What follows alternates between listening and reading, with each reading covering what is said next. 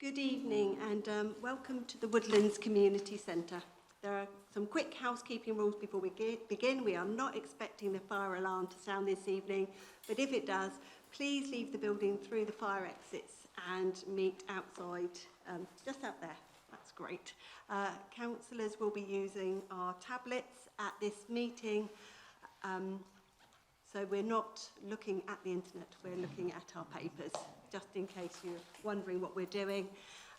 We always welcome people to speak at the meeting, and although this is a formal committee meeting of Eastleigh Borough Council and not a public meeting, members of the public who have registered to speak will be invited to at the relevant agenda item and given a total of 3 minutes. People wishing to speak on an item are able to do so before the debate starts, but once the debate has started, however, it is not possible to invite or receive comments from the floor. We want to be as inclusive as possible, but we will not tolerate any disruptions to our meeting. Should there ever be a disruption, we do have the power under the Council's constitution to remove people from the meeting or to continue in private, neither which we would take lightly or wish to do so. This meeting will be recorded and will be uploaded to the Council's website. If any member of the public prefers not to be recorded, then do please contact a member of staff. I shall pause here for a second just in case somebody would like to approach one of our officers. No? Okay, that's great. The Chair reserves the right to ask any filming which might be considered intrusive to be stopped, and more information is available on the Council's website. Right, we have a long agenda tonight, so turning straight away to item 1, I'm going to ask Catherine, have we got any apologies? We do, Chair. We have apologies from Councillor Marsh and Councillor Tidridge. Thank you very much. Item 2, public participation. I believe all the speakers we have registered tonight are on specific agenda items. Yeah, so there's nobody to participate in that section. Moving on to item 3, declarations of interest. Do members have any declarations of interest that they wish to make? If so, please do indicate now, and when called upon, please state the nature and reason for that interest. You, of course, may declare an interest as they occur to you in the meeting. Any members? Councillor Couldrey. There's a very technical interest in that I'm a member of the Parish Council, which has an interest in the Bee and Tree Corridor project thing. Councillor Broomfield. I'm also a Parish Councillor. Okay, I've got a couple I wanted to raise. I am a member of Eastleigh Borough Council and particularly BIFO Local Area Committee, which have money in respect to the application for the pavilion for the extra wicket, but I know that the application has come through from Fair Oak Parish Council, so this is an interest and not a pecuniary interest. And I should note that the applicant for item 10 I knew as a parish councillor, and so, but that again is a personal and not a pecuniary interest. Okay, moving on to item 4. This is the minutes. We can now move the minutes of the meeting held on the 8th of March. I know that there will be some people who were not present and they may wish to abstain from the vote. Can I have a proposer and a seconder? Councillor Couldrey. All in favour to move that these are a true record? Show. Excellent. Any abstentions? Any abstentions? Thank you, Councillor Caws. Right, we're moving on to item 5, which is the Chair's announcement. I just want to welcome to the committee Councillor Caws, who's a new member, and I want to say thank you to Laura Johnson, who has been our officer for her work and effort, and to welcome Catherine, who is our new officer in support. And now I'm coming on to the biggest thanks of all, and it's really nice that we get to celebrate sometimes, even when that celebration is tinged with a bit of loss and sadness, which is we have to unfortunately say goodbye to our local area manager, Andy Thompson, who has been so supportive and so strong, and I don't think Biffo would have functioned well at all without him. We must welcome Kitty while I say that, and she will understand that she has quite big feet to fill. That's more because he's tall, I think. So I'd just like to say a little thank you to Andy, and we have a small gift for you. Usually, people get given things like flowers and chocolates, and I'm doing this now because the meeting might be quite long, so if I can have some assistance. Oh, thank you, Steve. Andy, please stand up.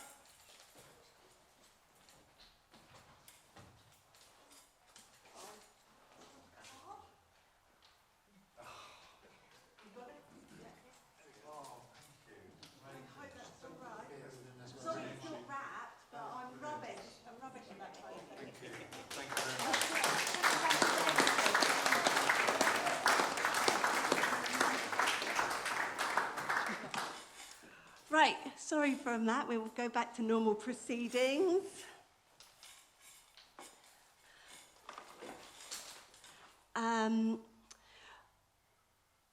Another announcement is that we have been asked to hold another local area committee meeting to look at the results of Stoke Park Farms consultation, and it is proposed that that meeting will be held on the 12th of July in the evening. More information will be coming out to members. Now, moving swiftly on from that, I would like us to move to item 6, which is a presentation on the planning guidelines. If I can ask one of our thank you very much, Rebecca, if you could present the planning guidelines. Thank you. So this is just a quick run through of how we determine the planning applications and what we have to take into account. So all the applications have to be considered on planning grounds, and we have to determine the applications in line with the development plan unless there are material considerations that indicate otherwise. So, and in this case, that development plan is the adopted Eastleigh Borough Local Plan to 2036 and the Hampshire Minerals and Waste Plan.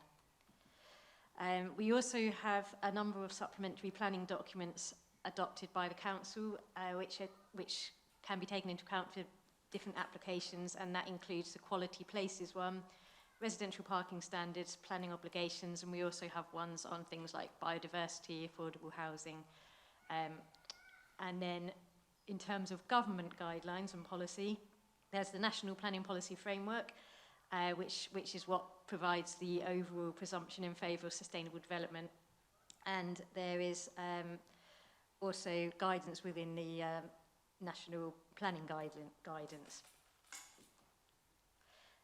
In terms of what the NPPF requires, it requires us to deliver sustainable development without delay, to meet the housing needs of the borough, promote growth of the economy, provide high standards of design, and mitigate any impacts of the development.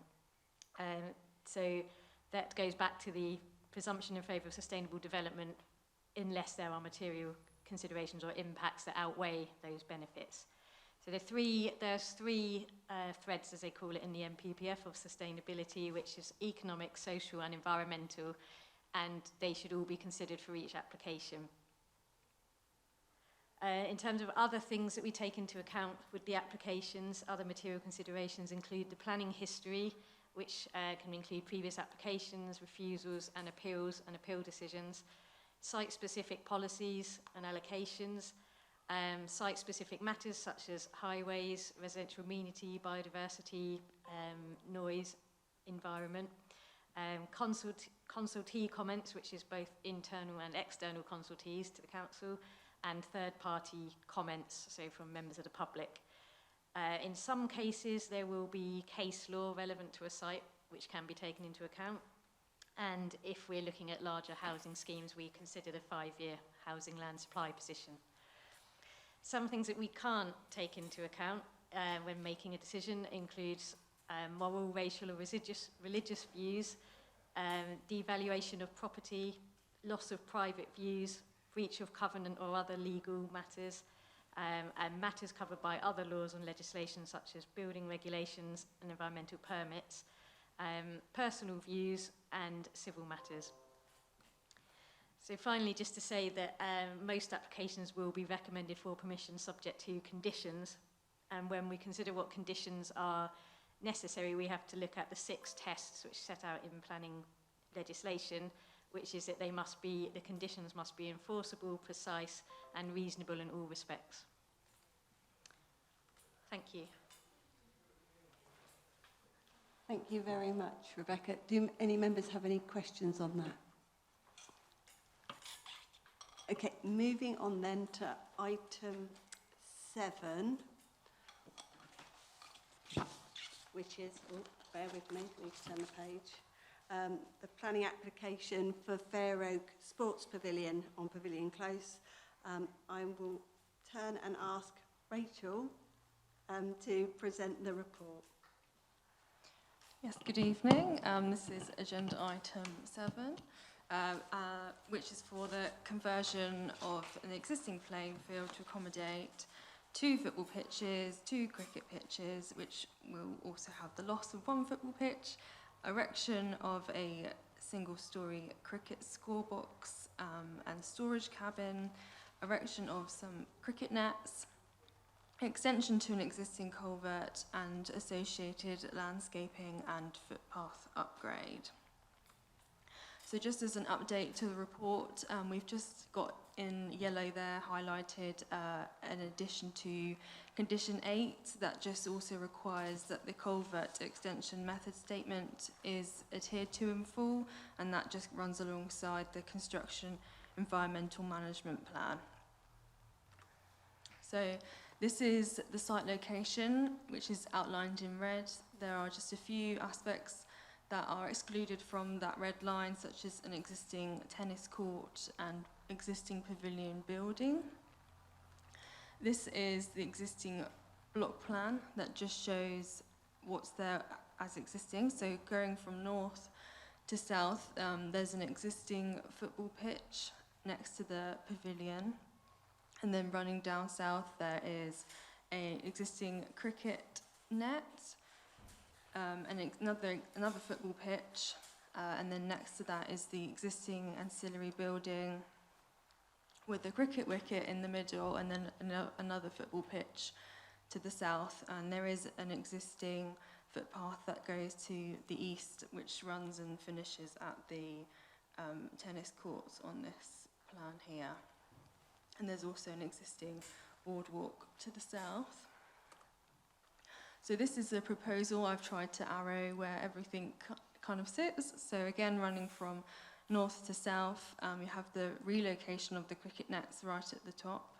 The existing football pitch staying in place with the culvert to the watercourse, which includes surface regrading so that there is enough space to play cricket.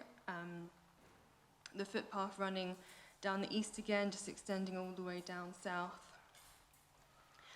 The cricket wicket in the kind of top middle.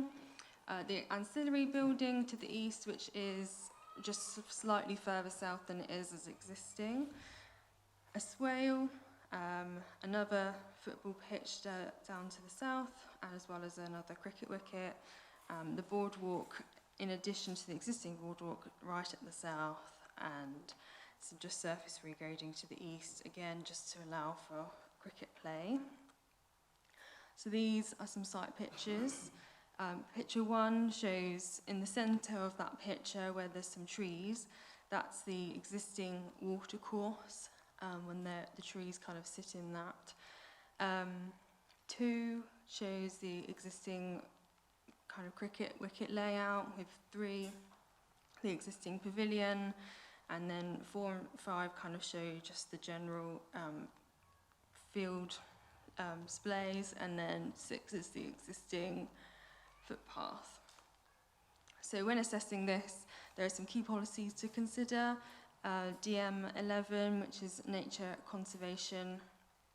So if there's any identified impacts, we need to consider any alternative solutions, any mitigation, and then as a last resort, compensation, biodiversity net gain, and then if there are any benefits that would outweigh any adverse impacts. DM32, which is the protection of open space. So if that's any loss of open space, if the development can provide alternative facility. And then DM34 is new open space. So general development criteria, including biodiversity, heritage, and specific mention to the countryside and any new buildings that might be proposed being ancillary and essential. For sporting provision then, the main proposal here in terms of sporting provision would be the second cricket wicket, which is a long-standing aspiration to Ferret Cricket Club and has been mentioned and identified in the Eastleigh playing pitch strategy. There's also the relocation new 2-lane cricket net to be located to the north of the site. This is the same orientation as existing and is about 150 metres from any residential properties, which is considered to be a bit further than it is as existing.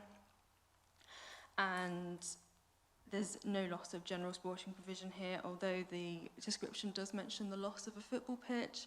This is to be located on Wyvern Football Ground, which is adjacent to the site. They have an unused pitch, and there's a service agreement there between Wyvern and the parish.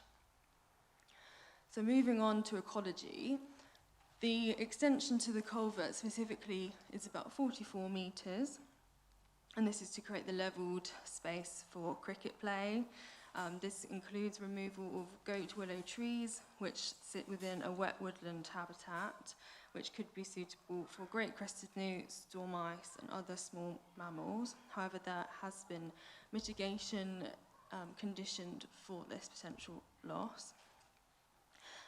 This area of wet woodland is replaced in the southwest of the site where the swale sits, and this has been achieved through an updated pitch layout, which orientated the south football pitch from east to west to north to south, and that just achieved a potentially less muddy pitch due to the increased swale size and the less potential for footballs to be flying through into the wet woodland area.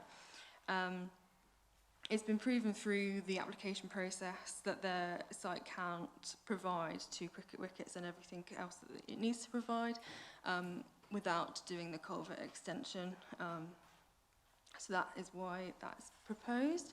And that overall, the site does provide, the development does provide a biodiversity net gain of around 12.31%. Just to explain biodiversity net gain a little bit more, currently the local plan within DM11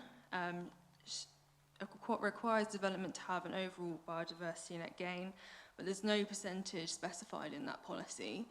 Moving forward, there is the intention that from November 2023, so this November, there will be legislation requiring 10% biodiversity net gain, and that's across the entire metric, which includes habitats, hedgerows, and watercourses. And the proposed scheme meets our requirements at the moment within the local plan in DM11, and that is set out in my report in paragraphs 65, 66, and 67. Just some other matters to consider here is the proposed footpath, which is going to be about 1.8 metres wide, permeable surface, unlit, and constructed to Hampshire County Council design standards. That's also been conditioned, the standards. There's a footpath that leads to an additional boardwalk to the south of the site, which would eventually link into the One Horton Heath site, and that's about 1.2 metres wide, again to Hampshire County Council standards. And the ancillary building to provide storage and as to serve as a school box would replace an existing building and it's believed that it's essential to the sport's use and evidently ancillary as well. So the recommendation for this application would be that ultimately there is a benefit with cricket provision, site connectivity and biodiversity net gain. There is a loss of a football pitch, but this is re-provided at the adjacent site. Replacement wet woodland and biodiversity enhancements mitigate the culverting watercourse in terms of what we consider acceptable in planning. And so the recommendation is as written, which is following the response from Nature England on a submitted habitat regulation assessment and any further representations that would have been received up to the 20th of June, in which there were no additional ones as of the report, would be to delegate back to the Service Director of Planning and Environment in conjunction with the Chair and Vice Chair to grant planning permission with the conditions listed in the report. Thank you. Thank you very much, Rachel. We now go on to our speakers. Members will get a chance to ask questions in a second. So let me have a look. We do have a speaker, Mr. Tony Oxley. Hello, would you like to come forward? Thank you very much. You get 3 minutes, and we've got a traffic light system which should go orange when you've got 30 seconds left. But don't panic, don't panic. All right. Yes. Thank you. So I'm Tony Oxley, I'm president of Fairrow Cricket Club. I've worked with Andy and Harry for the 6 years since this was on the strategic plan to try and get this project moving. And anybody that knows me knows 3 minutes is impossible. But anyway, I'm going to make it my best shot. So where did we start? 1947, we started playing at Wyvern School. We had 2 train carriages as changing rooms. We used to walk down to the Acorn, down the bottom for teas, and then walk back up again. After that, we had spells at Short Road, where we were playing on an artificial. We've been at Fleming Park and Bishopstoke Rec until 1998. 1998, we moved to Lapstone Park. We had 2 Saturday sides, and our juniors were just starting. They were playing at Bishopstoke Primary School. They were playing in the schoolyard using a bin as a wicket. So that's where we were going. The fantastic facilities currently at Lapstone Park has led us to now 5 Saturday senior sides, 1 senior midweek side, 4 or the juniors from 4-year-old to under-19s. Our under-19s are currently Hampshire champions. Women and girls playing, so our playing members, we're over 200, and then our sort of associated social members, parents of children, etc., that's about 170 people. So we're up at around 350, 400 numbers. As the club has grown, the opportunity, as we've moved from 2 teams to 3 teams to 4 teams and now 5 teams, we've looked for different playing areas within Eastleigh Borough, and they haven't been there. Yeah, so hence this is why we've been pushing for this project as per the strategic plan. So we've played at Bishopstoke Rec, that's gone. We've played at Fleming Park, that's gone. Doncaster Farm, that's gone. And some pitches at Wide Lane, they've all gone. Hence the need for more cricket pitches within the borough. Friday night down at Lapstone Park is fantastic. Anybody that wants to come and have a look, we got under 7s, under 9s, under 11s, the W10 ladies, lots of ladies here if you want to join. All right, the W10 ladies, and then we've got a match going on, a league match with the under 15s. So there's 100 and odd people. And with the recent bar license that we've just acquired, it's a great site for everybody locally and within the club. So our achievements, when we went to Lapstone Park, we were playing in the lower regions of the Hampshire League. We got promoted 5 times in 6 years, which took us into the Southern Premier Cricket League. As I said, we're the reigning Hampshire under-19 champions. Oh my God, Yeah. And developing youngsters. So our biggest thing is Fletch Middleton. Any of you who watch cricket at the moment, Fletch Middleton has just been opening the batting in a match against Essex, and he's a Fair Oak boy. That's fine.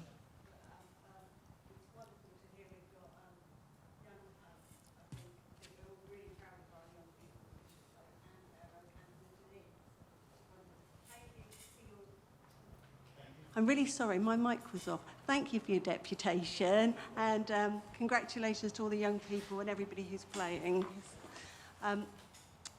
Members. That was the only person we had speaking, so I'm going to now open it up to members to see if we have any questions for the planners. Councillor Broomfield. Thank you. A very quick question. The recommendation at the bottom mentions further representations made on the application during the publicity period due to end on the 20th of June. That was a week ago. Have there been any further representations? No, there has not been any, so what's in the report is what we received. Thank you. Any other questions, members? I've got one question, which is regarding a statement that was made by the ecologist, and it says at paragraph 15 that there is uncertainty of how wet and therefore successful the replacement wet woodland would be compared to that being lost. And additionally, the existing water class is classed as a stream rather than and it says additionally, if the existing water course is classed as a stream rather than a ditch, then it would result in biodiversity net loss. Now, what I really need to understand is it a ditch or is it a stream? Because they are very different things, so I think members probably need some clarity on that. Thank you. Yes, thank you. So there has been a difference of professional opinion between if it is a ditch or a stream. A ditch would be if it was man-made, and we believe that this particularly was in order to drain the playing field back when it was established. Ultimately, although there is the mention of a biodiversity net loss, this would only apply to the watercourse aspect of the metric rather than as a biodiversity loss or gain as a whole.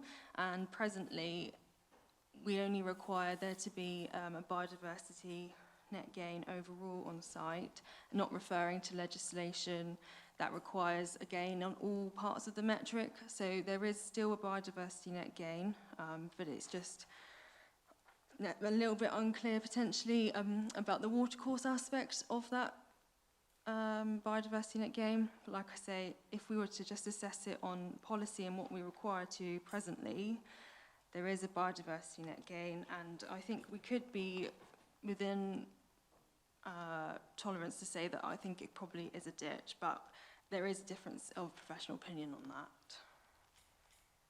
that. Thank you, and I did notice that Natural England had no concerns, so it was only that bit that confused me really.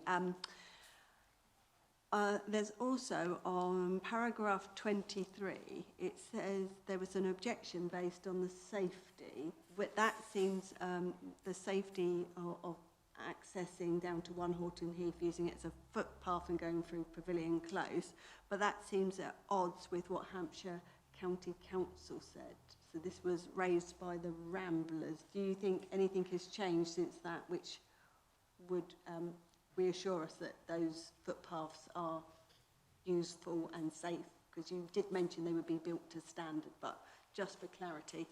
Yeah, so as you say, they would be built to a standard, so they would be accessible to users. Specifically, the boardwalk standard specifically mentions that they are safe for wheelchair users and pushchair users as well as walkers. Ultimately, the footpath, there is a footpath there as existing, which is unlit. This would extend it to a safer on foot in terms of walking, because it will be resurfaced. There's also a link through to Pavilion Close for greater access. And I know the Ramblers did raise a concern in terms of children and walking through from 1 Horton Heath, but it is the aspiration that children won't mostly be attending the school in Fair Oak. They'll be attending Deer Park, so although there might be a few that do go to Fair Oak, ultimately that it isn't the intention for children to walk through there to school. Thank you very much. Any other questions from members? Councillor Caws. So I also have a question regarding the replacement wet woodland. Looking at the map, I can't quite work out where I know that you're extending the culvert, which will be going into a stream, but with the location of the replacement wet woodland, where will the water be coming from? Will that just be an extension of the stream or a different source? So the plan is that there will be new drainage dug. Sorry. Oh. Thank you. This one. So just referring to the plan, so this area here is where the wet woodland is proposed, and with this new football pitch adjacent, there is proposal to incorporate new drainage ditches underneath the pitch to feed into that area of wet woodland. There's also a condition in the report that requires further information on that prior to any works being done on the culvert or drainage on site in general. Any other? Thank you. Any other questions, members? So we can enter debate. Can I ask for a proposer, please? Oh, you both went so quick. So we'll take Councillor Couldrey proposed, and can I have a seconder, which will be Councillor Broomfield? I couldn't tell, that was so quick. And now, can I move us into debate? Members, is there anything you would like to debate? Councillor Broomfield. I'll start the ball rolling. I was sitting here actually listening and thinking to myself, it must be 37 cricket seasons ago since I last played cricket. So I'm not an avid cricketer, although I am a cricket follower. But I think this is a really nice scheme, actually. Having read those awful things in the papers over the past couple of days about England cricket, I think anything that expands opportunities for kids from state schools to learn to play cricket, since cricket effectively withdrew, or the state school system withdrew from cricket, I don't know which, it's becoming increasingly difficult, as we've heard, for kids who want to play cricket to actually get the bug. And my wife is sick and tired of me moaning about English people playing baseball and American football, when actually we need to develop proper cricketers from a wide social background. So this really gets my support simply on that basis. Reading the comments from Eastleigh Ramblers on paragraph 23 that was mentioned about their concerns about using the footpath through Pavilion Close to go through to 1 Horton Heath. I mean, the first and most obvious comment is that that's a few years away. The second thing I would also say, I'm sure Nick Couldrey and I, Nick will agree with me on this one, solving parking problems in Pavilion Close is something that I suggest Tony Blair moves on to when he's finished sorting out the Middle East, because it's about as intractable. However, it is perversely possible that increasing the amount of pedestrian traffic through there will help the parking problem, because then Hampshire County Council will have to do something about it. So I don't think that's an objection that I would particularly hold as a terribly valid one. It's a concern, certainly, but one that could actually easily be overcome. So to stop rambling on, I fully support this. I think it's a great idea. Thank you, Councillor Broomfield. Any other councillors wish to add to the debate? Councillor Couldrey. I'd just like to say first, I agree with almost everything that Stephen said. I can't think what I did. Particularly second your invitation to Tony Blair to sort out the pavilion close parking. This has been a long-standing objective of the parish council, and I should have mentioned this one rather than when I declared my interest. They've been working very hard towards it for a long, long time, well supported by Eastleigh and indeed Sports Council, or Cricket England or whatever. And I'm just delighted to see it's come. It's coming. Thank you.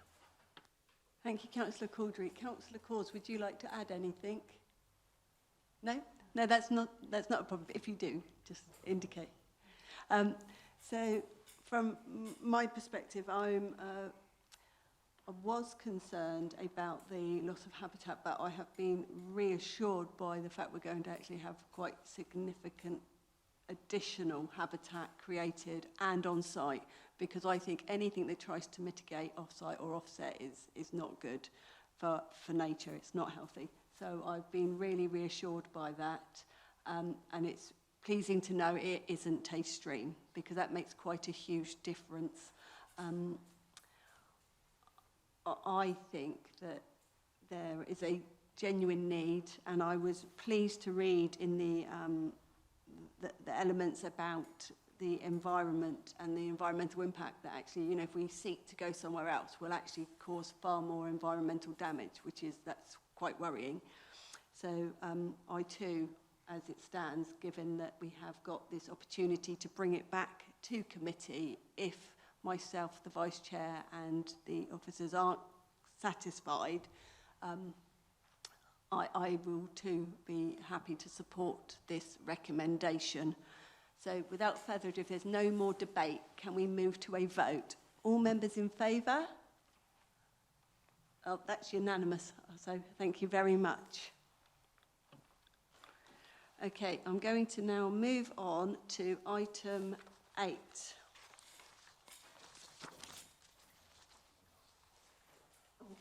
Oh, absolutely, yes. If anybody, you don't feel obliged to stay. Thank you for coming and listening, and for your deputation. It is always appreciated that people come and speak here. So thank you. Take care. Thank you.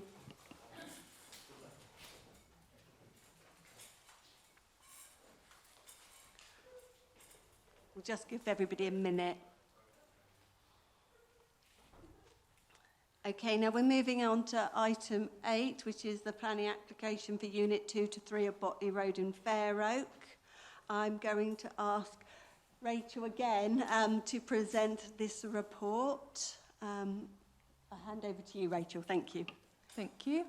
So yes, this is agenda 8, item 8, for the change of use from a betting shop, which is sui generis, to a hot food takeaway, again sui generis, installation of ventilation and plant equipment, and other external alterations. So this is the site location plan. The building is here in the centre, and then it just shows access up to Botley Road, accessing it from the site from the rear. This is the site as existing. It's, you know, kind of just that is what it is. The proposed plans show not much change really, other than there'll be some ventilation, extract fans to the rear, and the front show some fascia grey additions instead of the current blue. So here's the site pictures, with pictures 1, 2 and 3 and 6 showing the front of the building, like I say, with a kind of blue fascia, and the existing parking to the front, surrounded by a bakery, a barber shop, and also a scout hut further down, which you can see in picture 4 here, and then picture 5 shows the rear. So when assessing this scheme. The key policies to consider would be DM8, which is pollution, which would mean that development would not be permitted if likely to cause a loss of immunity or impact on public health from air pollution such as odours, emissions, and impacts must be mitigated. And DM22, which is for changes of use in district centres, if this was to include a loss of a sui generis at ground floor level, would only be permitted under these circumstances, which would be to retain an active ground floor frontage, does not adversely affect amenity on the area or that frontage, and doesn't have a negative impact on the provision of services in the shopping area. It's just catching up.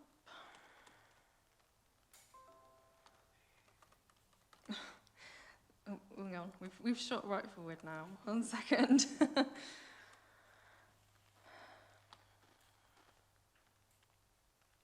Sorry, the computer's having one of those days. It's really having one of those days. Right, Okay. here we go. Here we go, right. So when we assess this, the change of use, as I've said, it's sui generis to sui generis. So ultimately there is no loss there, so it would be acceptable for DM22 when there is still an active frontage. Suitable mitigation in terms of odour, noise prevention has been conditioned with some information already supplied to that extent. As I say, there are conditions requiring further information on the external sound emitted from the premises for plant, machinery and equipment, anti-vibration details and sound insulation. Access onto the highway remains mostly unchanged, and there are alternative methods of accessing the location, such as the nearby bus stop in Ferrick Square, and there is no objection from Hampshire County Council Highways. So the recommendation, subject to the conditions securing odour and noise, is to permit, subject to conditions, as we believe the proposal would not result in unacceptable impacts on the locality, immediate neighbouring properties, highway safety or the local historic asset. Thank you. Thank you very much.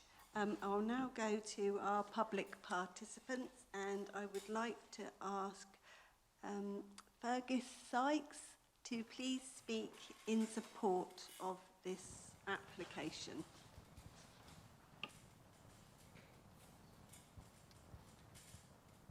Does it automatically come on?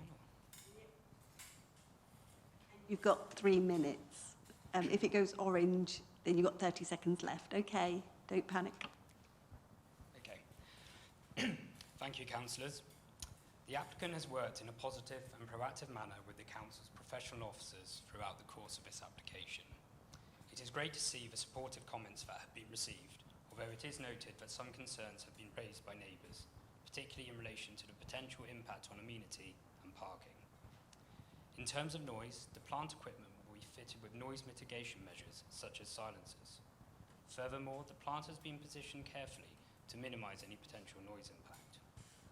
Additional sound insulation will be installed between the takeaway and the flats above. The proposed opening hours of the unit are between 11 AM and 11 PM, and a condition is proposed to ensure that the store does not operate outside of these hours. This is in line with other operators nearby, such as the public house.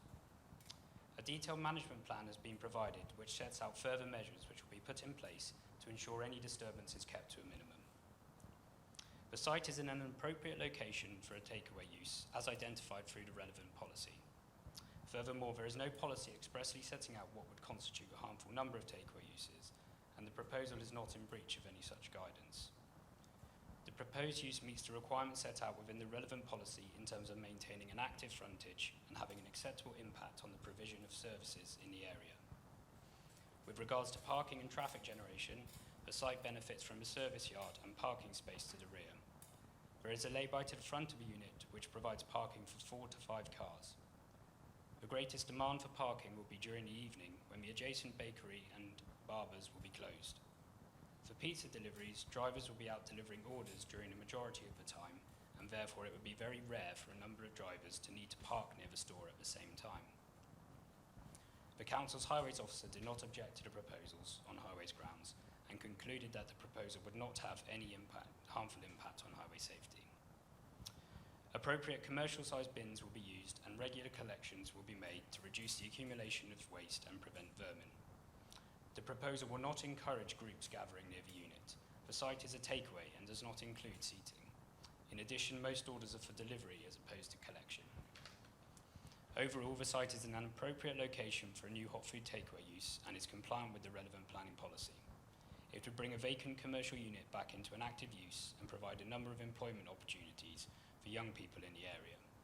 For these reasons, it is respectfully requested that you follow your officer's recommendation and approve the application subject to any necessary conditions. Thank you. Thank you very much. Members, do any of you have any questions? Any questions? They're acting in mirrors today. I'll take Councillor Couldrey first this time. I was just wondering, I mean, noise and odour is, of course, the big problem for the residents. We've been, Mr. Sykes mentioned how he was going to deal with the noise. How are we going to deal with the smells? Thank you. So there are a number of conditions attached to the the report, sorry. And I believe that, sorry, if I just bring up the report so it's in front of me.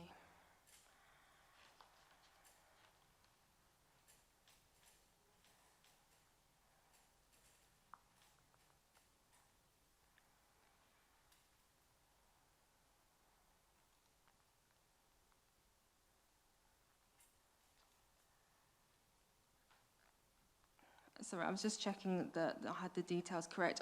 I believe that ultimately the smells were considered appropriate in terms of the mitigation proposed.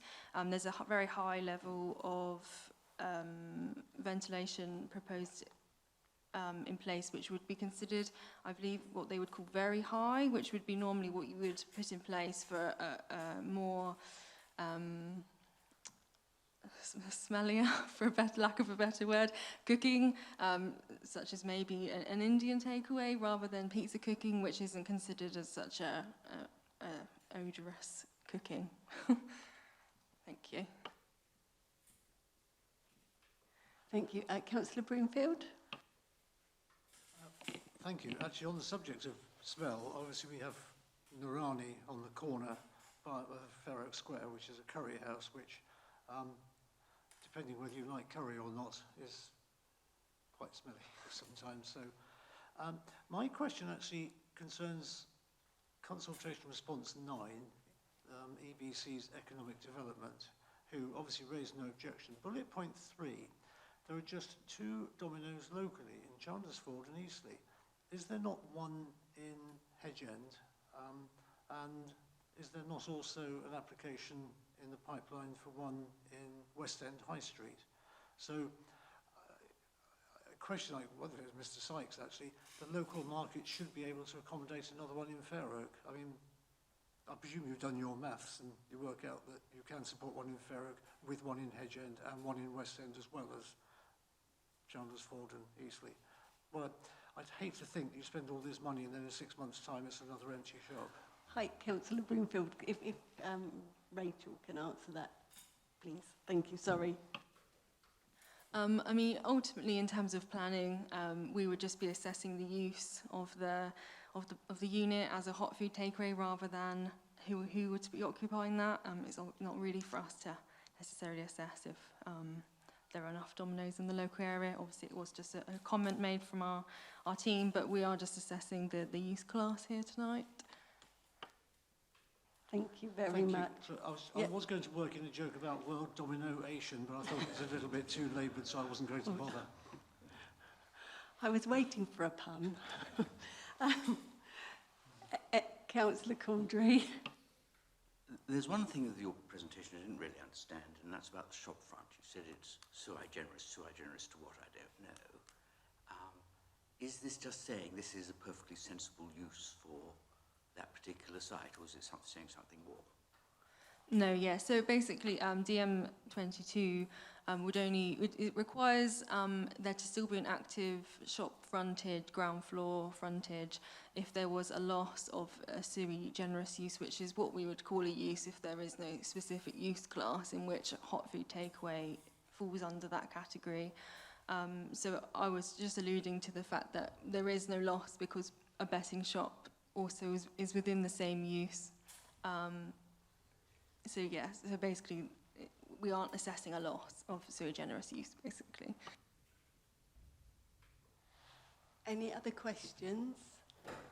Then I have a question on, it was in the response from Hampshire County Council's Highways at paragraph 10, where they say the only addition is that of cycle parking, which appears to be lacking at present and would be beneficial for future users.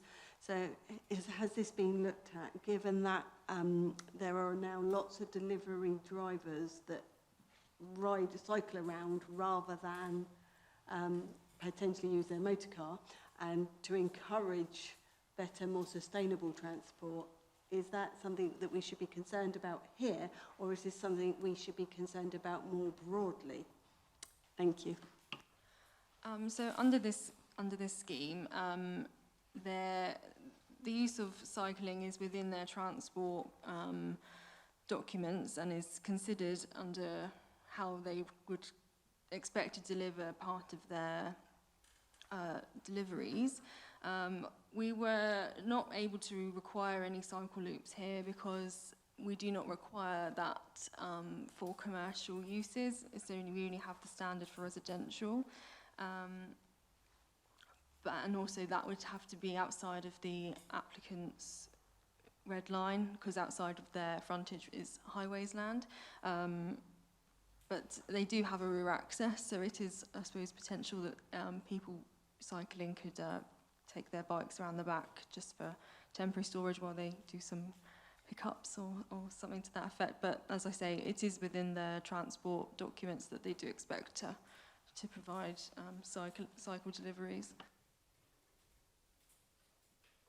Thank you very much. Okay, if there's no other questions then, members, I will ask us to have a proposer and a seconder so I can move us to debate. Can I have a proposer, please?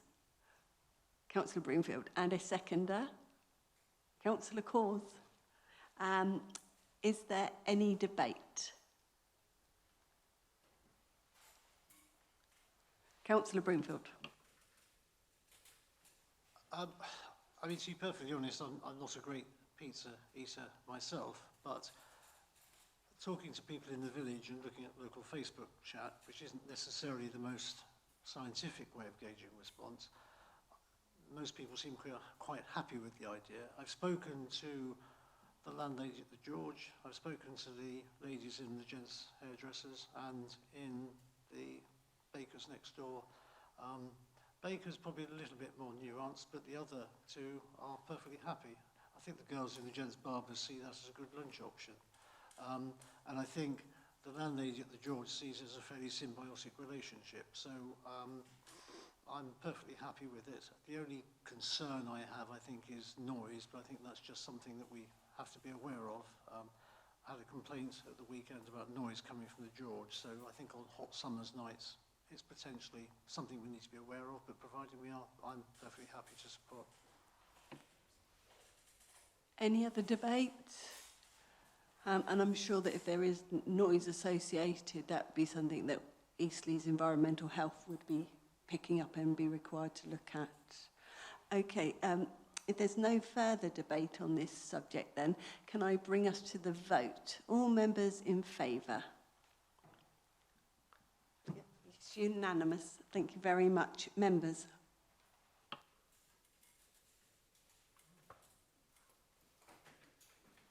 Please do feel free to leave if you wish to.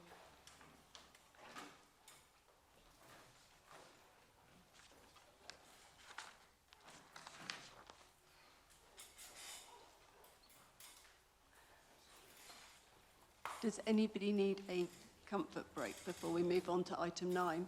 No, everybody good? Marvellous. So now we're moving on to item 9, the planning application for land east of Knoll Lane in Fair Oak. And I'm going to ask Rebecca this time to present the report to members. Thank you. Thank you.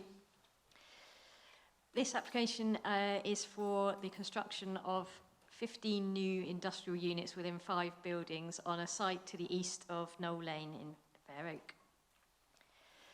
So just to explain where the site is, it's to the east of what's currently East Horton Business Park with some offices. It's the area of land, that's not coming off, is it? So it's the area of land that incorporates currently partly a cleared site and partly a sort of vegetated area and woodland, which is the land east of Knoll Lane, site of importance for nature conservation. So that's incorporated within the site red line.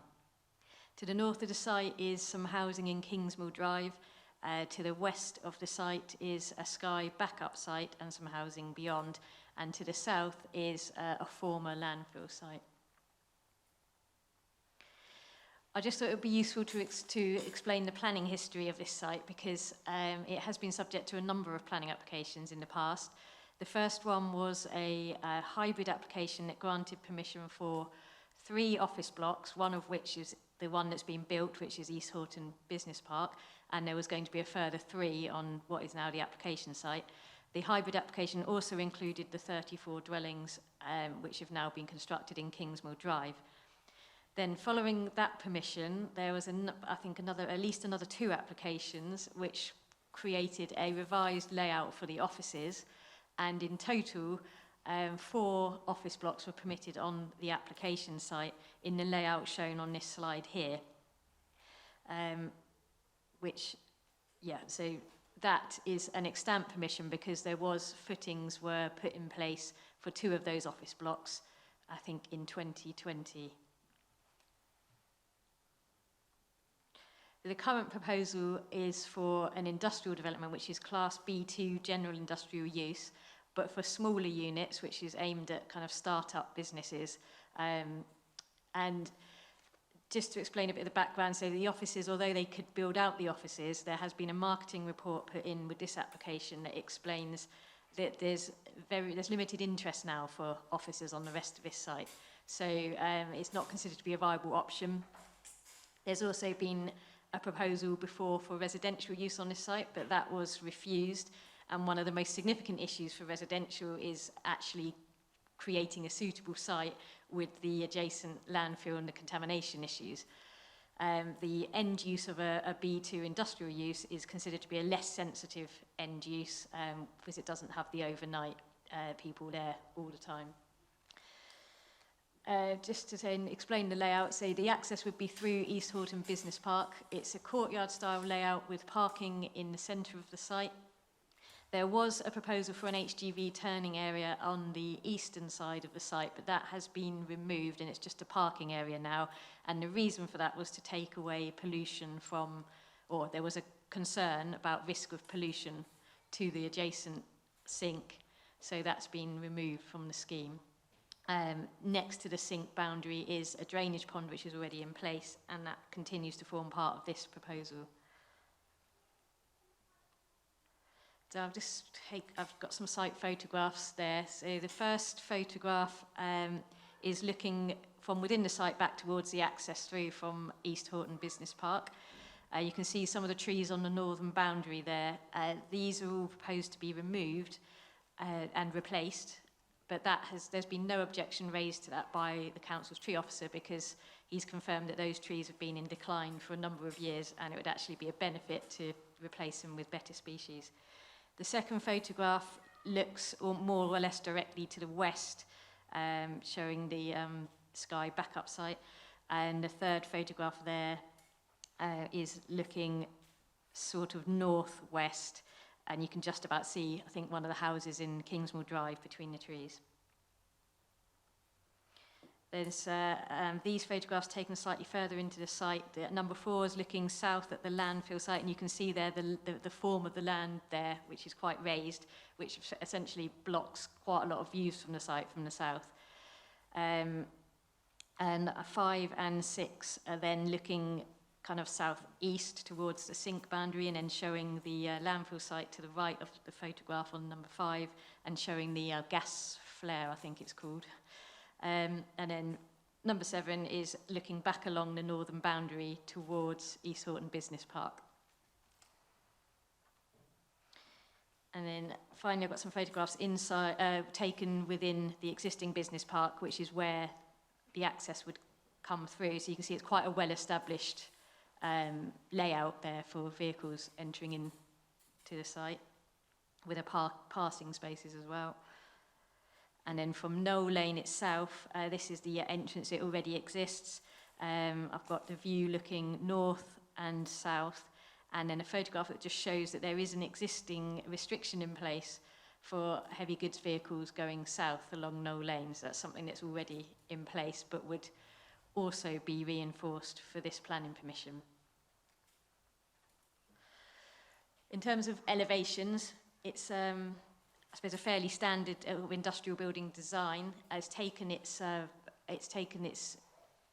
material colours to complement those of the existing offices next door, and there's a precedent image there of some similar buildings that have been recently gone up in Bishop's Waltham. There was some concern from the council's urban design officers about the length of the block that was originally proposed on the southern side of the site.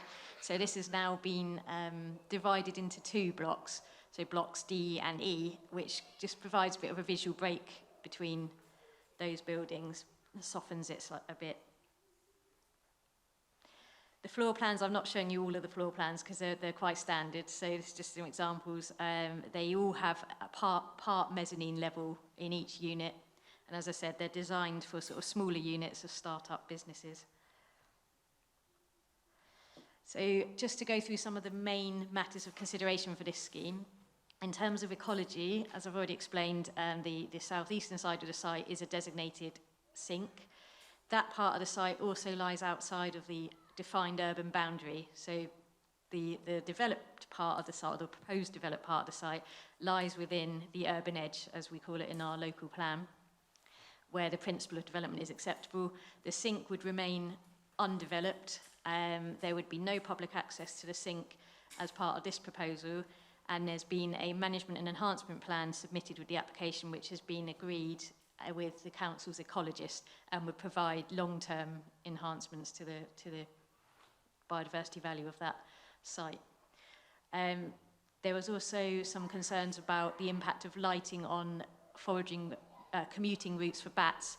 So any lighting on the southern side of the site has been confirmed to be for emergency use only, which again has been agreed with the council's ecologist. And then finally, there's a 15-metre buffer provided between the edge of the sink boundary and the nearest bit of developed site, which is the hard surface parking, which was specified by the ecologist to protect the sink. There's also going to be new landscaping. Now, they haven't provided a fully detailed landscape scheme at this stage, but this was as a kind of framework scheme, and the main areas of new planting would be along the northern boundary, which would include the new trees, hedgerows, and there'll also be planting within the site and hedgerow along the southern boundary. In terms of drainage, there's the proposals is a combination of storage tanks, underground storage tanks, and swales and ponds, which are partially in place because this was put in place and agreed as part of the previous planning permissions for the offices. So that this scheme would utilise the same sort of drainage layout, obviously adapted to fit around the proposed new buildings. And there's a condition, I think it's condition 9, which would request the full details of that scheme. And I'll just show you the next slide because we've had some slight updates to the wording of that condition, which was following some further discussions with the council's ecologists this week. Just to make sure that all of the relevant requirements are included within that drainage scheme to prevent any potential pollution, because there is a tributary of the River Hamble a bit further to the east of the site, so we just need to be sure that there's not going to be any pollution into that. And an appropriate assessment has now been sent off to Natural England, and we'll be waiting for their comments before any decision is made. In relation to highway impact, it's proposed that there will be approximately 364 daily vehicle movements related to this industrial estate. That compares to approximately 379 movements that was to be generated by the offices that were previously permitted. So there's actually predicted to be a reduction in vehicle movement, albeit that it will be potentially slightly different types of vehicles. There's been concerns raised by local residents about HGVs, and on that point it has been confirmed that due to the small size of these units, the majority of deliveries and servicing will be carried out by smaller vehicles, and there shouldn't be a need for a large amount of HGVs to be accessing the site on a daily basis. But there has been tracking plans put in place to show that if there was a large vehicle to access the site, there is the ability for it to go in, turn and leave in a forward gear and not cause any impacts to the local highway network. And in summary, the Highways Authority has raised no objection to the scheme, subject to ensuring that there's a routing traffic management plan that would prevent HGVs of turning south and using the southern part of Knoll Lane, which is quite narrow and not really suitable for HGVs. And then on to the relationship with the neighbouring properties. The nearest residential properties are those on the southern side of Kingsmill Drive, which is shown in this photograph, the first photograph on the top left. That's taken from East Horton Business Park, so it's pretty close to the existing office buildings there. There's then a photograph showing a slightly longer distance view below that, with the house to the left and the entrance to the proposed development site, which is then further to the right. And then the final photograph is looking from Kingsmill Drive down towards the site. But there's a distance of approximately 42 metres between the house and the nearest industrial building, plus a change in levels.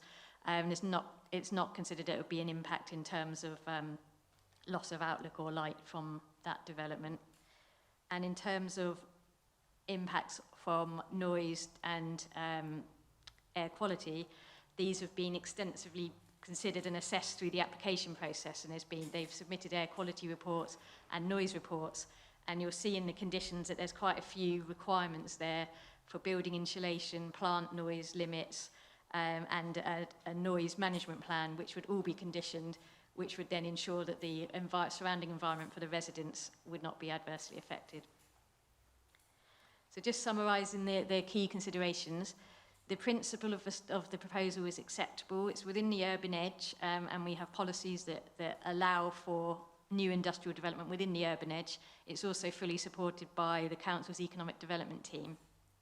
And due to previous office permissions, the principle of new built form on the site is also acceptable.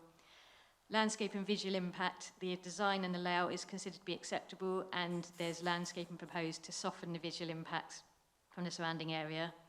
In terms of ecology, the sink would be protected and managed, and there's no harm identified to protected species. For highways, there's no objection from the Highway Authority, as it's considered to be less traffic generation than the previous office scheme, and there would be conditions imposed to manage vehicle movements. For drainage, there is a system partially in place, which, subject to the full details by condition, would be acceptable. And in terms of amenity impacts, again, subject to the conditions listed, there's not considered to be a significant impact there. And then in terms of energy efficiency, the scheme is targeting BREEAM Excellent, which is also secured by condition. So the recommendation is subject to the response from Natural England on the appropriate assessment which has been sent. The recommendation is for permission subject to the conditions listed and the amendment to condition 9. Thank you. Thank you very much, Rebecca.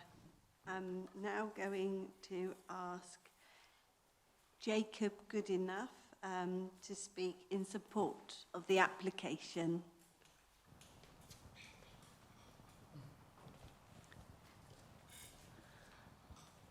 Hello, you have, you have 3 minutes, and when it goes amber, you should have 30 seconds left. Okay. Great, thank you.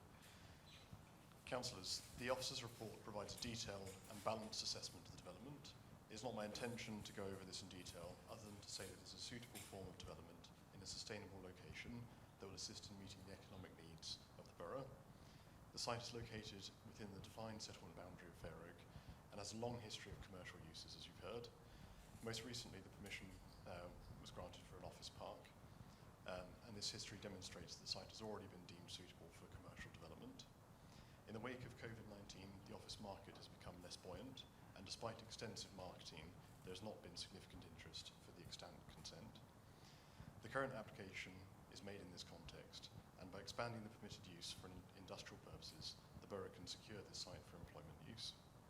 Alongside the economic benefits of the proposal, it will also carry forward a wider package of enhancements, including the comprehensive management plan for the adjacent sink, and it achieves a net gain of biodiversity. The application is supported by your ecologist. In addition, proposed buildings have been designed to integrate renewable energy technologies, and opportunities for sustainable modes of transport have been maximised.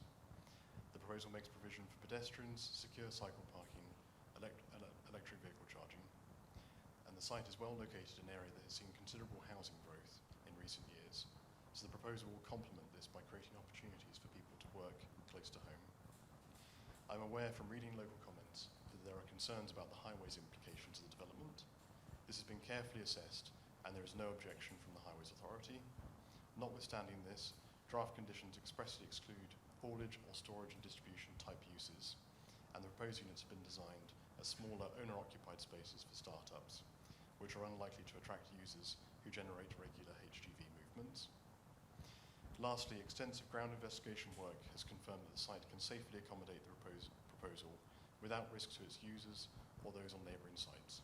Your environmental health team have raised no objection to the proposal. In summary, the site has extant permission for office development and is located entirely within the settlement boundary.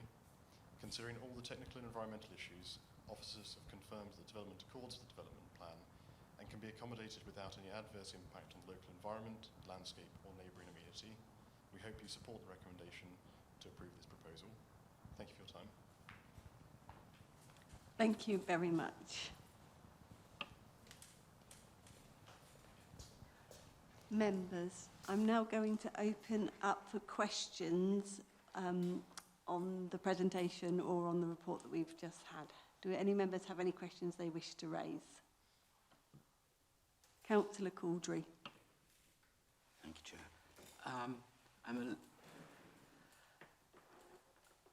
The ecological implications of this slightly confuse me because we're told that this is better for the sink than housing, which I don't really understand why one should be better than the other, but I'll be grateful to the application. That we've got a new management plan for the sink, but we had one with the old permission. So what's the difference? And on an entirely different matter, I'm slightly worried about the noise. I think I'm sure that the management plan saying that no HGVs can turn south will be honoured in the breach. And it is a slightly difficult change to that environment in that little corner of the top of Knoll Lane, and it does worry me, I have to say. Thank you. So responding to the questions raised, why this proposal is better for the sink than residential, the main reason is that with the previously proposed residential scheme, there was public access proposed into the sink, or at least there was initially, and there is a greater risk of residents living there permanently attempting to access the sink even if it was restricted. So with this proposal, and the sink is proposed to be blocked off, and from an ecologist's point of view, that is preferable and would allow the sink just to be left as it is and enhanced and maintained.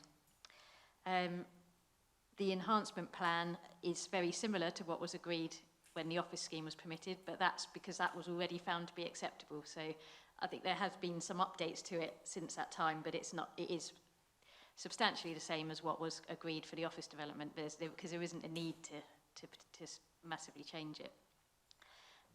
You mentioned noise, and I would draw attention to the various conditions that are in place, which is designed to ensure that there wouldn't be adverse noise impact, which includes the building insulation, restrictions on plant noise, and also a noise management plan, which they would have to submit before they started operations, which would explain things like what sort of alarms would be used for vehicles, how they would ensure not too much noise from deliveries and servicing and that sort of thing.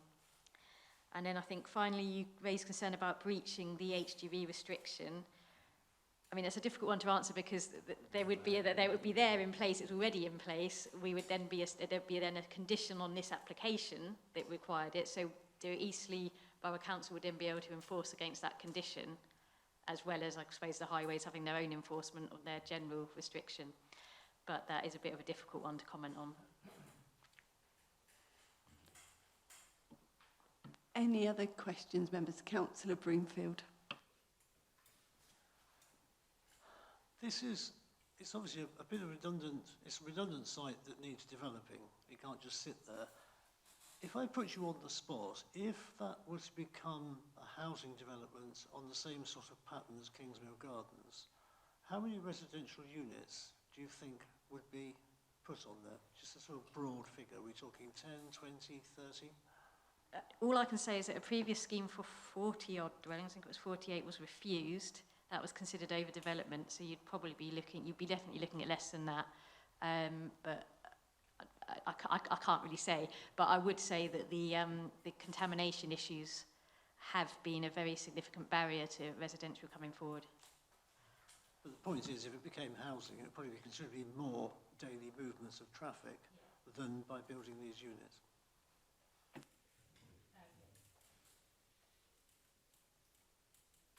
Councillor Caws. You mentioned potential contamination of the river, Hamble. If it's found to contaminate the river, would the permission automatically be refused?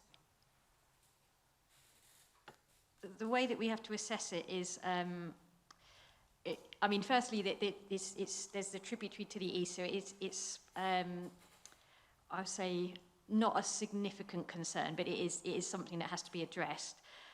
We require the applicants to provide the information to explain how the pollution would be prevented, and they have provided enough information to satisfy our ecologists that there would be enough filtration and measures in place to prevent such pollution. We've then had to put that forward to Natural England, and they will review what we've said, and if they were to come back and raise objection, there would be the opportunity for the applicants to provide further information if required. It wouldn't automatically then be refused. It's likely that they would be able to address it with further information.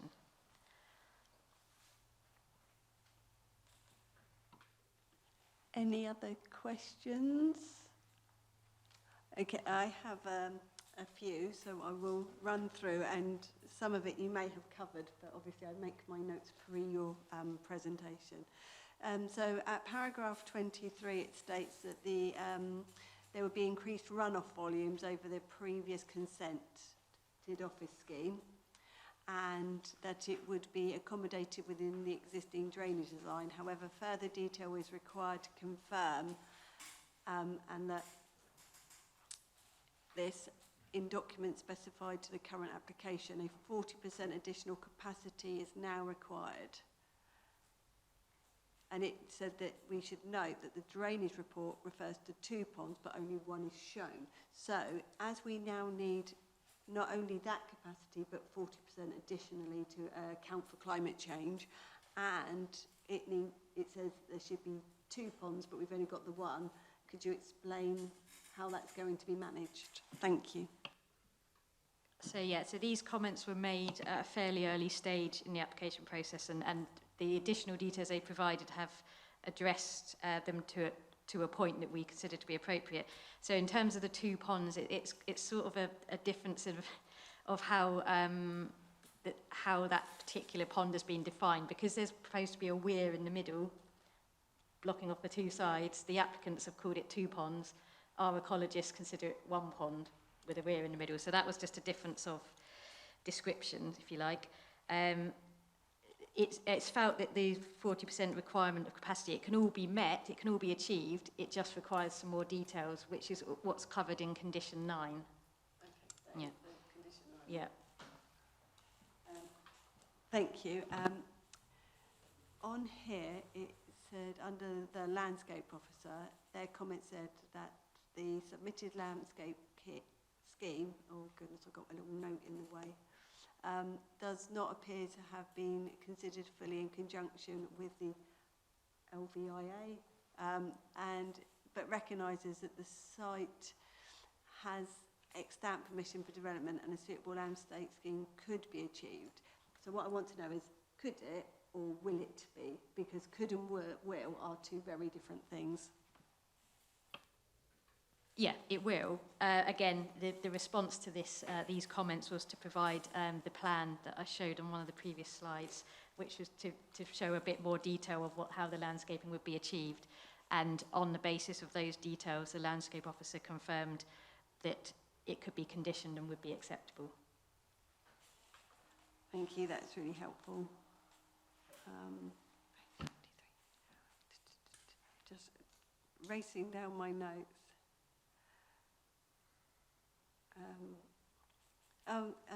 Yeah, so under this paragraph 104, it states electric vehicles, charging points, and it was wonderful. I've skipped over all my sustainable transport bit because you have definitely covered that. But there was a bit here that says there is the potential, for example, for solar panels to be to the building roofs. That's great. Potential is always great, but it doesn't mean things get done. So is there anything that can be required through condition to make the buildings even more sustainable, but I presume by BREEAM excellence? So if I've got this wrong, because they're going for BREEAM excellence, all of those kind of things will be covered under that standard, because it's so much higher in terms of environmentally friendliness of the building. Am I correct? Sorry. Yeah, that's correct. Yes, so we have conditions specifically to meet BREEAM Excellent, and that would require them to consider all these options for renewable energy and sustainable transport and various other energy efficiency. I don't know all the full details, but yes, there's a lot of requirements in there to meet that. So, if members were minded to approve this, but then it doesn't meet excellence in BREEAM, but the site's technically being built because BREEAM doesn't happen until throughout the process, what would happen? Sorry. That's okay. The way the condition is worded is to require a post-construction certificate. If they provided that and it didn't meet excellent and we weren't, they would have to then apply to vary that condition and seek the council's approval for a different standard, which, there's probably things that could be put in place to try and meet the excellent first before we got to that point, but that's the ultimate thing they would have to do if they failed to meet it. Thank you very much. Any more questions, councillors? Okay, so I'm now going to ask for a proposer and a seconder so that we can move into debate. When a member proposes or seconds, it doesn't mean that they have to vote ever in favour of an application, just to make that clear. So do I have a proposer? Thank you, Cllr Broomfield. And can I have a seconder, please, so we can move to debate? Cllr Caws, thank you very much. Is there any debate?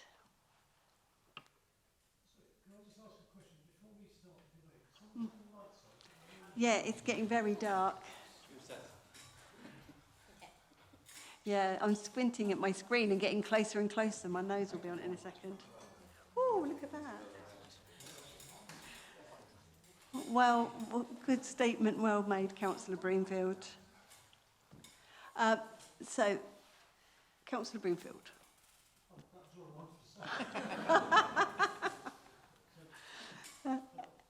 I will say something. I mean, I think this is probably the least worst option for this site. I think looking at the impact it will have on surrounding properties, it's less than it might be. It's certainly better than 48 flats in several blocks, which is obviously what was previously there. I think as well as it can, it meets the environmental demands that we make of it. I think there are enough checks and balances in place that things will be looked after. Regarding traffic, I mean, frankly, more traffic in Knoll Lane and Mortimer's Lane is not something anybody would want, but I'm guessing most traffic generated will be sort of lighter industrial rather than whacking great HGVs.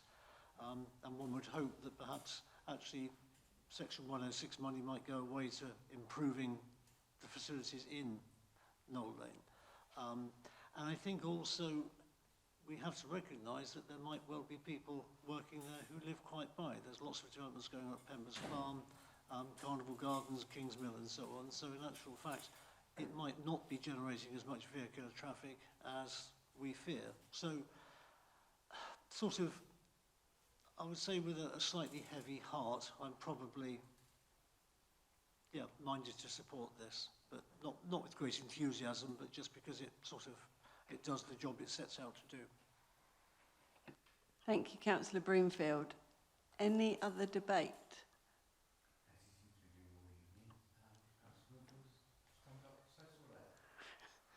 Councillor Caws, would you like to add anything? Okay, thank you. Okay then, if there's no, I do have concerns. I have concerns about anything that's built that close to a sink, but I do appreciate if it had been potentially more residential houses, we would have had the introduction of more predators into the natural environment potentially, because people have cats and dogs and people like to go into the countryside. Quite rightly, it's a good place, it's good for our health, it's good for our well-being. I always worry about things that are built on former landfill sites, on close proximity, because there is a health implication for the people who are working there. And I do appreciate working there would be preferable to living on it, absolutely, I do understand that. So I am also relatively torn, but the site, it was to be built out, and I think this is a better option than some other potential aspects. So, yes, Councillor Broomfield has possibly taken the words right out of my mouth as well. So with that in mind, I will move us to the vote. All those in favour? That's unanimous. Thank you very much, councillors. You're free to leave if you don't wish to stay. Don't feel obliged. Does anybody mind if we have a... I'm getting nods that some people would like a comfort break, so if everybody doesn't mind, we're going to take 5 minutes, members. All right. Right, everyone. Goodness, I thought this was going to be incredibly long. So we're moving on to item 10, which is a planning application on Underwood Road in Bishopstoke. And I'm now going to ask Alex Webb to present the report. Thank you, Alex. Thank you and good evening, Chair, members. This is agenda item number 10, which is a full planning application for a first floor extension and proposed 4-bedroom dwelling at 63 Underwood Road. The site is shown in red and is located on the north-east side of Underwood Road. There are residential properties to the north, west and south, and Stoke Park Woods, Sink and Ancient Woodland to the east. The road is characterised by modern semi-detached and terraced properties. And there's a public footpath running within the sink, also to the east. Number 63 Underwood Road is a 3-bedroom, 2-storey end of terrace dwelling. This slide shows the photographs taken from the road looking towards the site and the existing street scene. Photograph 1 is the view from the area of open space to the front of the existing property. Photograph 2 is taken looking into the site from the road, showing the proximity to number 65 Underwood Road and to 63 Underwood Road. And photograph number 3 shows the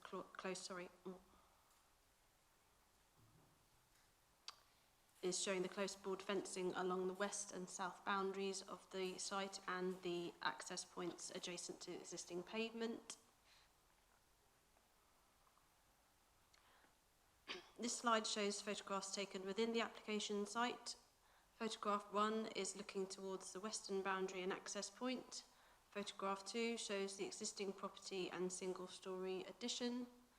Photograph 3 is showing the existing mobile home structure, which houses chickens and ducks and is located parallel to the rear garden of number 65 Underwood Road.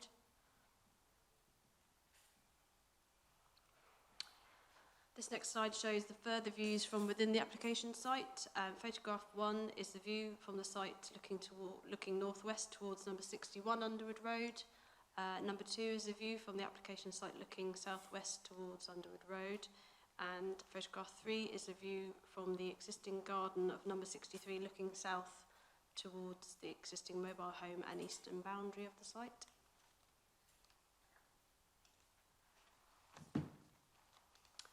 This slide shows photographs of the site when viewed from Stoke Park Woods. Photograph 1 is a view from the footpath taken between the woodland and woodland edge. Sorry, the footpath that's located between the woodland and woodland edge, and the other built form in the locality can also be seen behind the close board fencing. Photograph 2 is a view of the ground fauna and sort of hazel whips that are around there, and you can see some of the bluebells. Photograph 3 shows the proximity of the existing mobile home to the woodland and woodland edge. Shown on the screen now is the proposed site plan. The dashed lines on the plan indicate the location of the existing mobile home, and the proposed dwelling is shown in grey, and the extension to number 63 is shown in black. Moving on to the plans for the proposed extension to number 63. These plans shown on the screen are the existing elevations of number 63.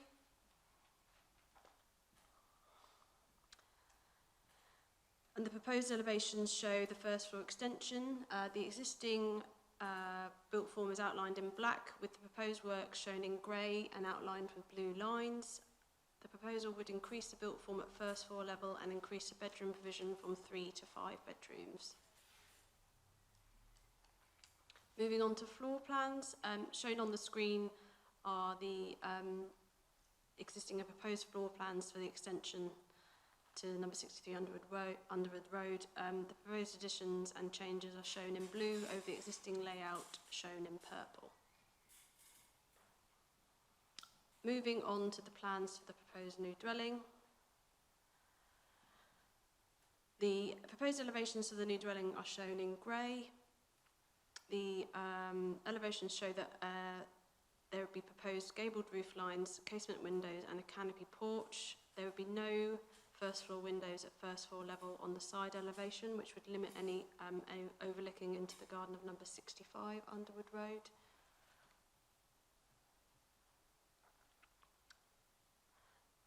Next on the screen are the proposed ground and first floor plans for the new four-bed dwelling.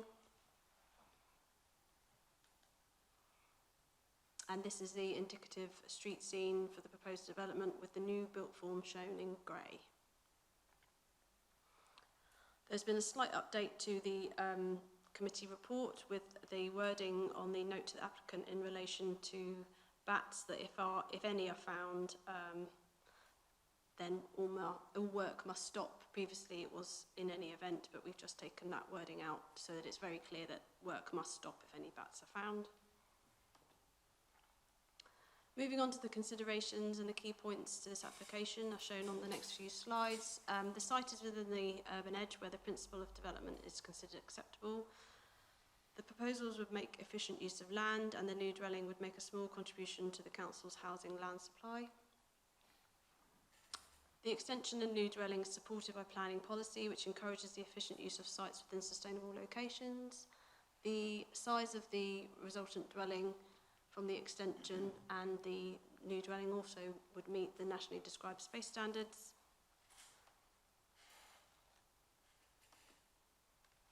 The proposals would create an acceptable living environment for existing and future occupants of the dwellings. The design of the extension and new dwelling would fit in with the existing street scene, and the building line is respected in keeping with the residential character of the area. The proposals would not have an unacceptable impact on the amenity of existing residents by way of loss of light, outlook or overlooking, and there would be no impact on the amenity value of the existing trees. On balance, the proposal would not undermine the integrity of the sink and ancient woodland. The on-site parking spaces for both properties meets the thresholds as set out in our residential parking standards SPD, and the proposal will not result in any unacceptable impact on highway safety. The recommendation is therefore to grant planning permission subject to conditions. Thank you. Thank you very much, Alex. I'll now move to ask the people that have registered to speak if they would like to come forward. The first person is Chris Broyd. So if you'd like to come forward, you'll have 3 minutes.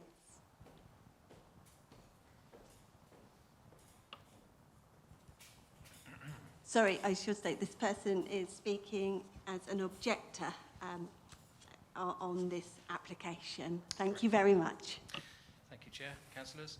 As the National Planning Policy Framework states in Section 71, the plan should consider the case of setting out policies which resist inappropriate development of residential gardens.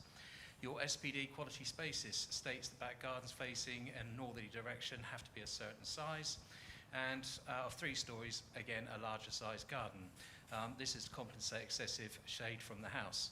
I've handed you, or I was going to hand you, a copy of BFL 12, Building for Life 12, which is supported and referred to within your Quality Spaces SPD and is embodied to the creation of the National Planning Policy Framework, states thinking carefully about the size and shape of outside amenity space, it is a good idea to ensure that rear gardens are at least equal to the ground floor footprint of the dwelling.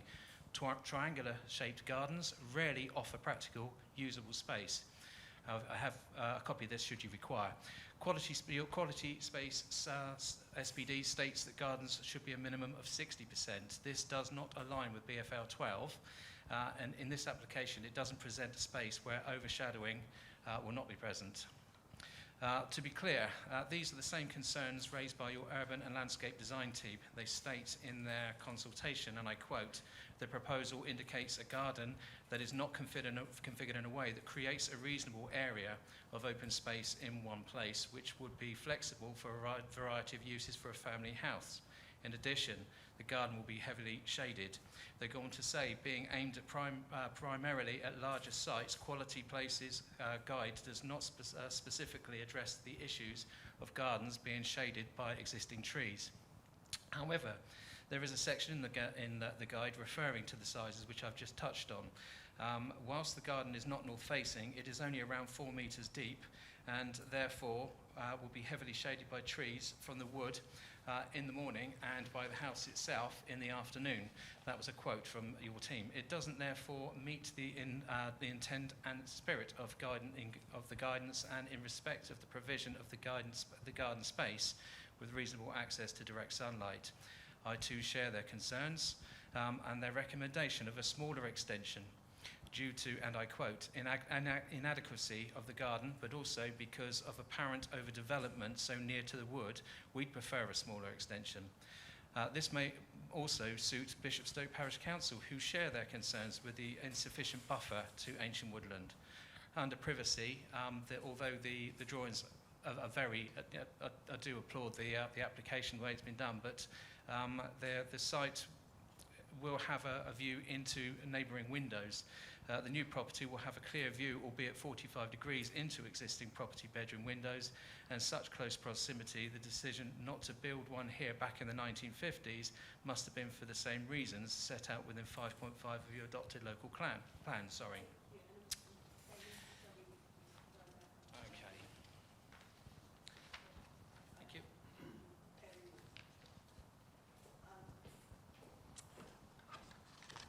I'd like to now ask John Essex to speak in support of the application. Thank you. You also have 3 minutes. Thank you. Thank you. On the 14th of June last year, my client received a formal pre-application inquiry response to a proposal for a detached dwelling adjacent to my client's home. It was a positive response. On that basis, an application was submitted, but in September, contrary to the pre-application advice, my client was told that a detached dwelling was unacceptable and the application was refused. A meeting was held on site in November last year with the case officer and her manager in order to find a solution to this eminently developable site. It was agreed that a new dwelling attached to the existing terrace of dwellings would be an appropriate solution. This was duly submitted in December last year. A tree report and a nutrients budget were also submitted. Whilst your ecology officer objected due to the proximity of the site to ancient woodland, Natural England have not objected on the basis this is not a greenfield site and all the properties along this stretch are already within the same woodland buffer zone, many of which have constructed significant outbuildings up to the woodland edge. It's not realistic to refuse development on garden land that's already within the buffer zone, and Eastleigh has actually allowed similar development elsewhere. Nevertheless, a tree report was commissioned which showed that, subject to conditions, there would be no harm to trees either during the construction phase or following. Separately, Forestry England, who manage the woodland, have removed some of the nearest trees to the boundary in any case, removing the large ash tree as it was actually found to be suffering from ash dieback. With the removal of the existing mobile home that lies within the buffer, your officer agrees that there is no sustainable ecological reason why development cannot take place on this site. The proposal takes account of all the advice which was received from your professional planning officers and creates a design that is appropriate in the street scene, does not harm the character of the area or amenities of neighbours, whilst efficiently developing a site within the urban area. Sufficient internal and external space has been provided and appropriate parking space also. All local plan policy and supplementary planning guidance requirements have been met. My client accepts each of the proposed planning conditions in your agenda, including the construction environmental management plan condition, which will ensure the residential amenity and the ancient woodland are protected during construction. Having originally received positive pre-application advice for this proposal, it's hoped that members will find their way to agreeing with their professional planning officer's recommendation in approving this application. Thank you. Thank you very much. I will now open up for questions of our officer to members. Are there any questions from members? Councillor Caws.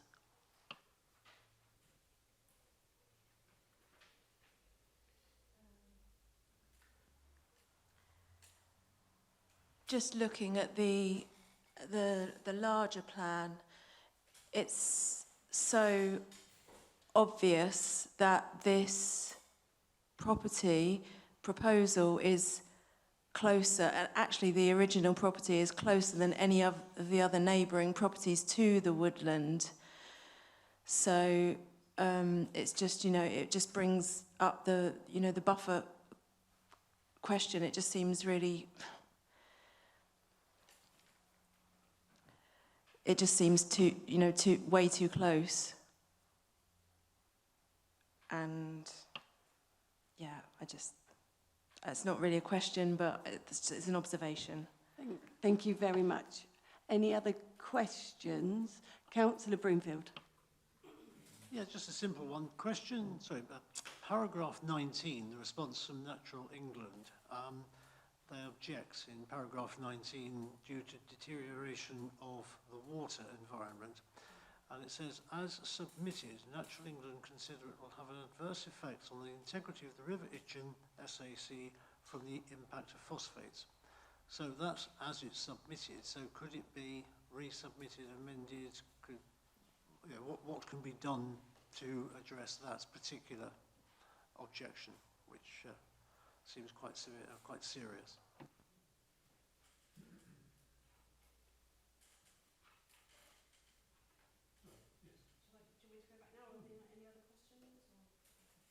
If you would answer Councillor Broomfield, thank you.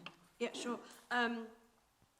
We have in place a phosphate credit scheme for mitigation against the impact of phosphates. We are confident that we offer a sufficient number of credits in the right places, and the Natural England objection, they feel that we should be offering, be more specific about where the output from those credit purchases, where the water output goes.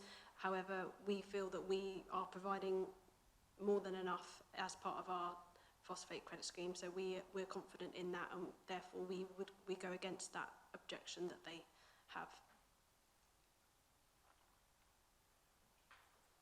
Any other questions? Councillor Broomfield and then Councillor Caws. Sorry, so in a way that's a similar argument to the one that we had, not you weren't there, last Thursday on the Horton Heath Development Management Committee about the New Forest thing, which is it's how Eastleigh interprets Natural England's edicts. Yeah, and we've put quite a lot of work into providing a scheme that works for applicants to buy into, and we feel that we have enough available to offer for the future, and they don't seem to agree with that stance that we have, but we are intending to still proceed on that basis. So provided we give enough time to them, the 21-day notice, it can still proceed. Okay, thank you. Councillor Caws. So there seem to be a lot of conditions in place. Like I see 16, no vegetation clearance shall occur during the bird nesting season, and 17, if bats are found, then construction work must stop immediately. My question is, how will those two aspects be monitored? Well, the ecologist has actually said that there isn't any real potential for bats in any of the existing roof crevices or the tiles, because it's unsuitable habitat, so it's quite unlikely that any bats would be found, but they have a duty to stop under the legislation. Otherwise they could be fined for carrying on works if they don't stop, so there's mechanisms in place to prevent that. Thank you. Any other questions? Councillor Couldrey. I have a couple of questions. Councillor Couldrey, I think your mic's on.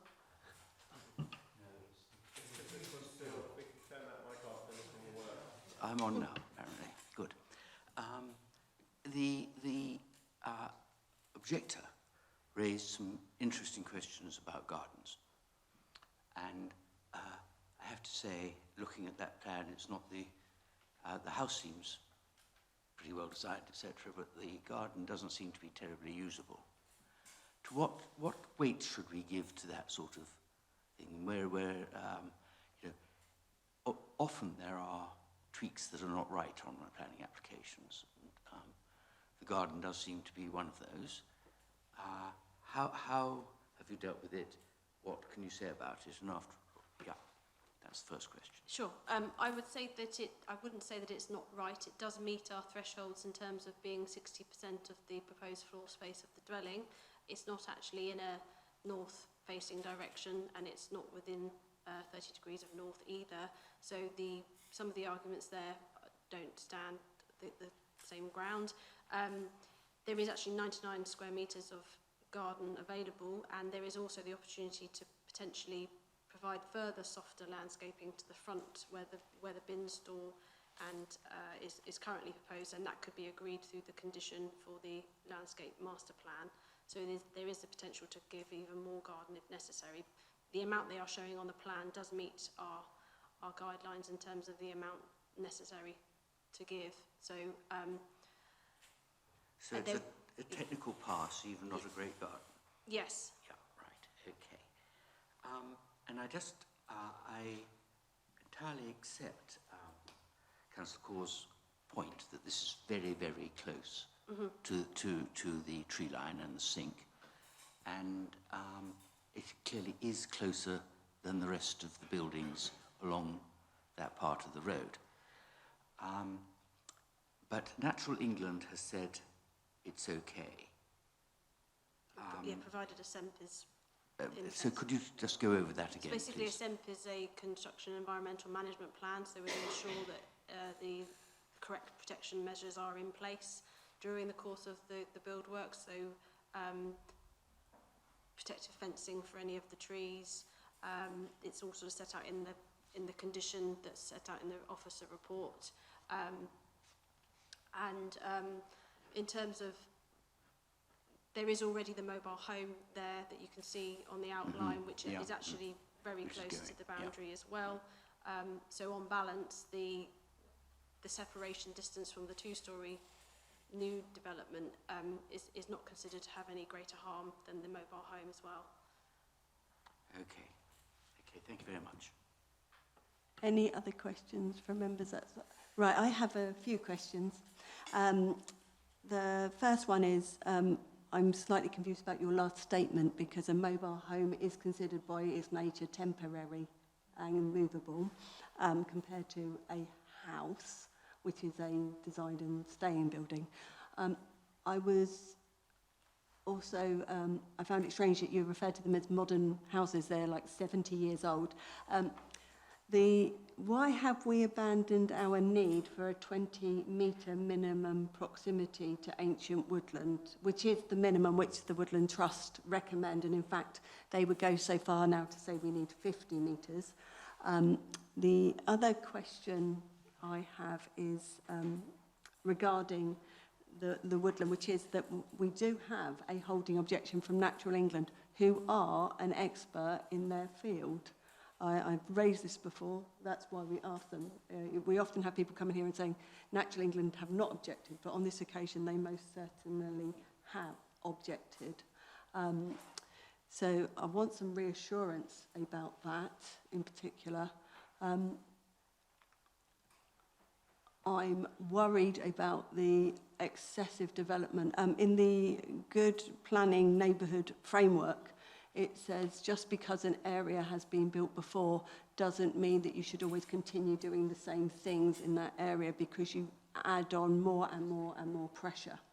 So are we reassured that we are not putting any more additional pressure and strain on our ancient woodland? Thank you.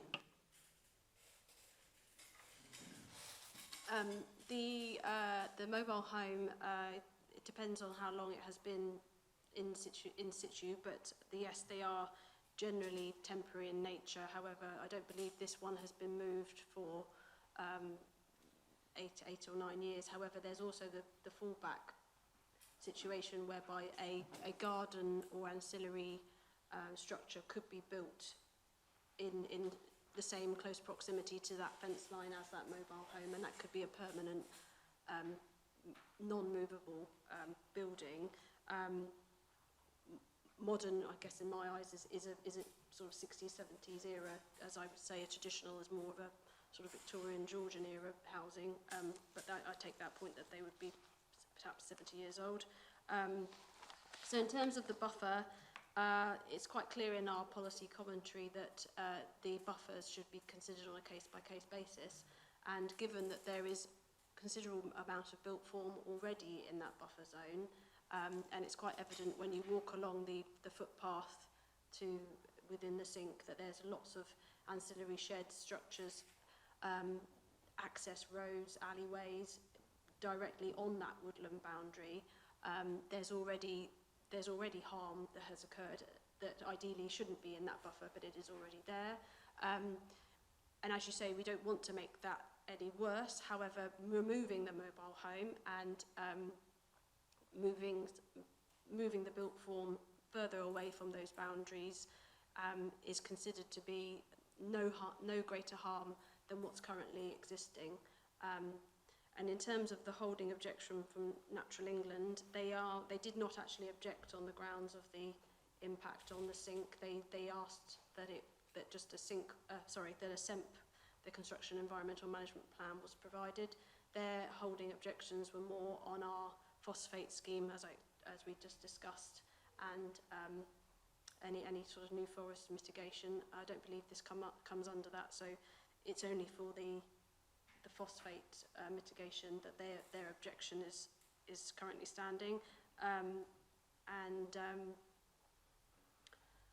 Yeah, we have looked at this in quite a lot of detail in terms of the potential harm, and we just feel that this is the better design solution to have the least impact on the sink and neighbouring properties. Can I come back on one point? You just said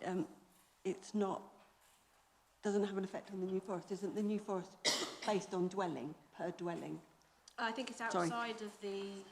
It's outside of the catchment zone. Yeah. Okay. Okay, that's good. Thank you very much for your clarifications. Before we, does anybody have any further questions?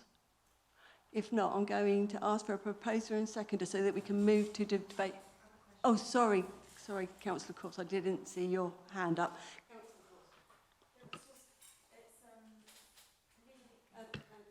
Leading from your question, Councillor Parker-Jones,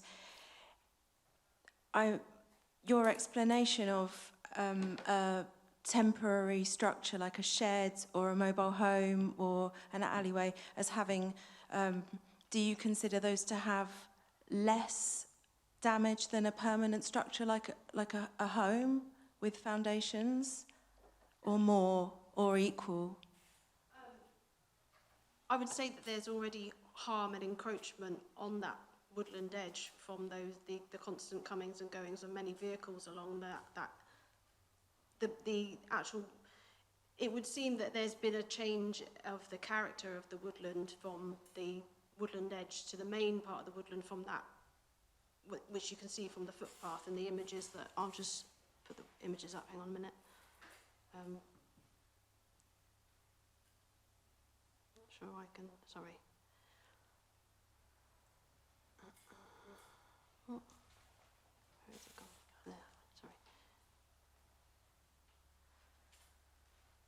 So I'd say that there's already harm from that, and it's already changed some of the character of the woodland, and there's you can see some runoff coming from some of the existing gardens. So I would say that by removing this mobile home and moving the development further away, then there is there's no greater harm.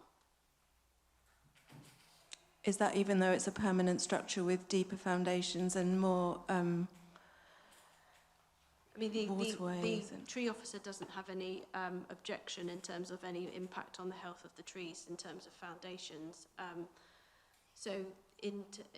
There could also be single-storey buildings with foundations that could be built closer to the boundary than what is proposed here.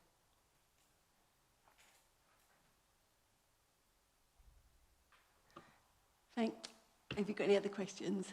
I have one more question. Thank you. In paragraph 9, it talks about the dwelling shall not be occupied until a back brick and swift brick have been installed on the south-facing gable end of the new dwelling. I have some knowledge of these universal nesting bricks, and the fact that, from my understanding, they're best placed on the north side just makes me question the knowledge of this and the expertise here. Do you have an answer to that? I don't believe the college has actually specified which elevation. However, we could adjust that condition to have the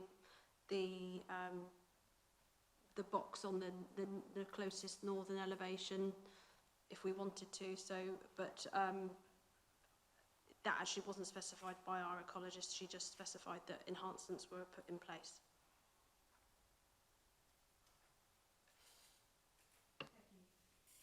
Any further questions? I need a proposer and seconder so we can move to debate. Can I have a proposer, please? Cllr Caws and a seconder. Cllr Broomfield. Any debate, members? Cllr Couldrey.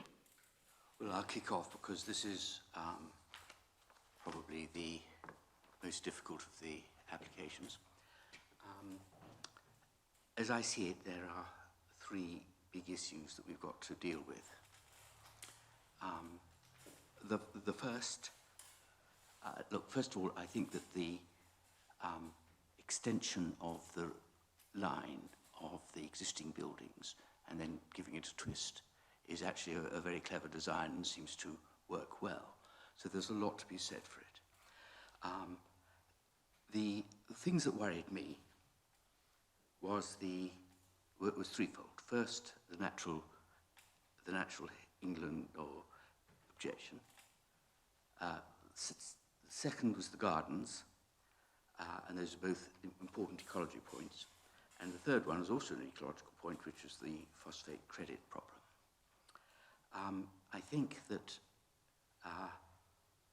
these have been answered by the applicants. The gardens, we're told, is a technical pass, even if it's not ideal. And I think that's probably a fair assessment of the position. I personally wouldn't buy a house with that shaped garden, but then I'm not being asked to. I can quite see how this it causes difficulties. The forestry harm to trees point is very, has been canvassed widely, and I am worried about it because it is a problem. These things are not absolute.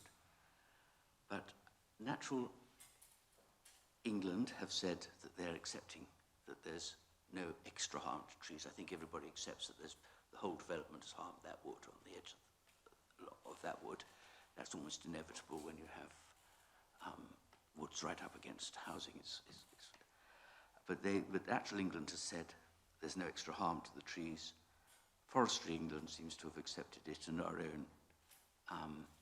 own ecological advisors have accepted it. So I think we've got to allow that.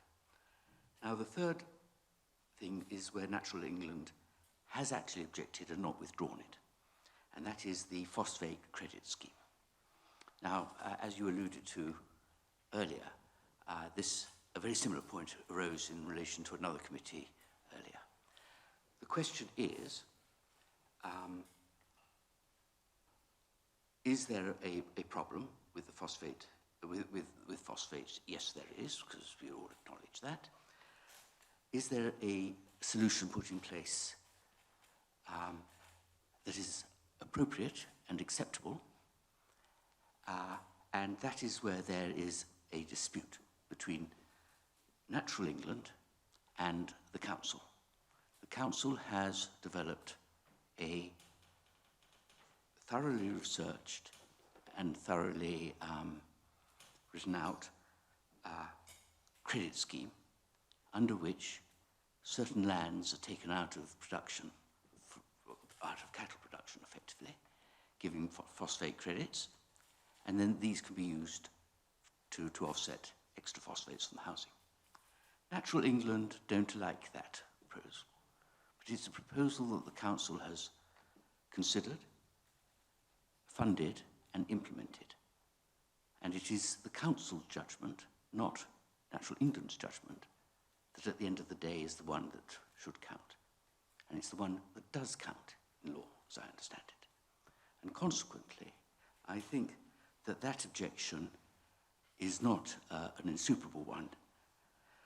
Now, I entirely understand why people don't like this development, but on the planning terms that we've gone through, this does seem to me to meet the criteria. There are three very difficult objections to deal with, but I've explained my reasoning on all of them. And I think that they're met, so I will be voting in favour of this proposal. Thank you, Councillor Couldrey. Any other member wish to speak?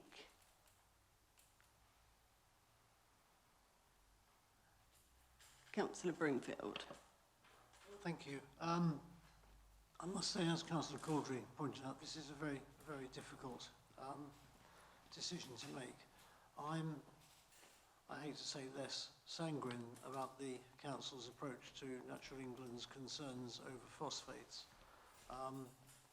It's not something in which I'm an expert, but I think Natural England are there for a reason, and they're the people who make the recommendations, and as far as I know, pretty well everybody else agrees with them, so I would be very concerned about that.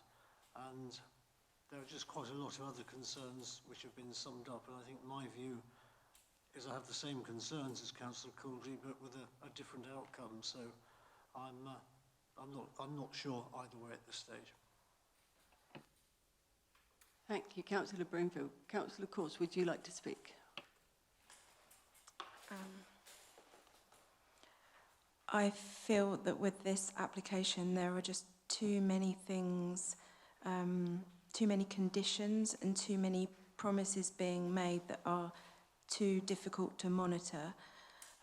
Therefore, at this point, I'm not in favour of this application.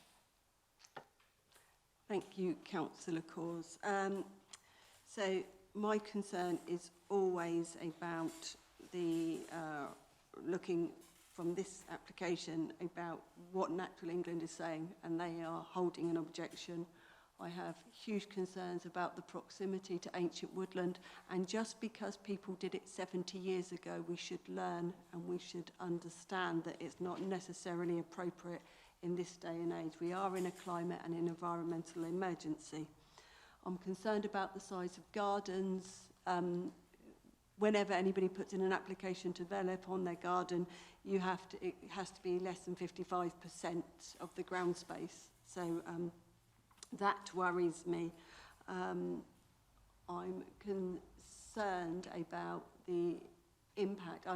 I'm not convinced, is the argument, that one additional dwelling would be beneficial to Eastleigh's 5-year housing stock. That argument doesn't really feel right. And I am concerned that we are trying to compare having a temporary structure of a mobile home and saying that that causes less damage when we're going to have additional runoff which will go into those woods.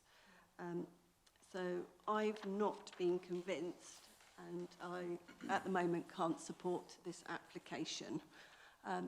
Can we please move to the vote? All members in favour? Councillor Couldrey. Any members against?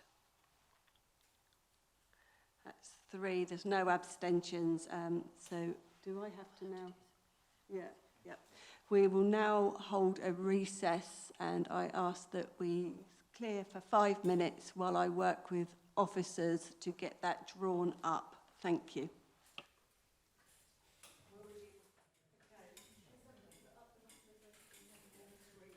Can I just pass it over for you to read out and speak it out to the members? Members, I'm going to ask Nick Parker to... oh, that's really tiny. Could we...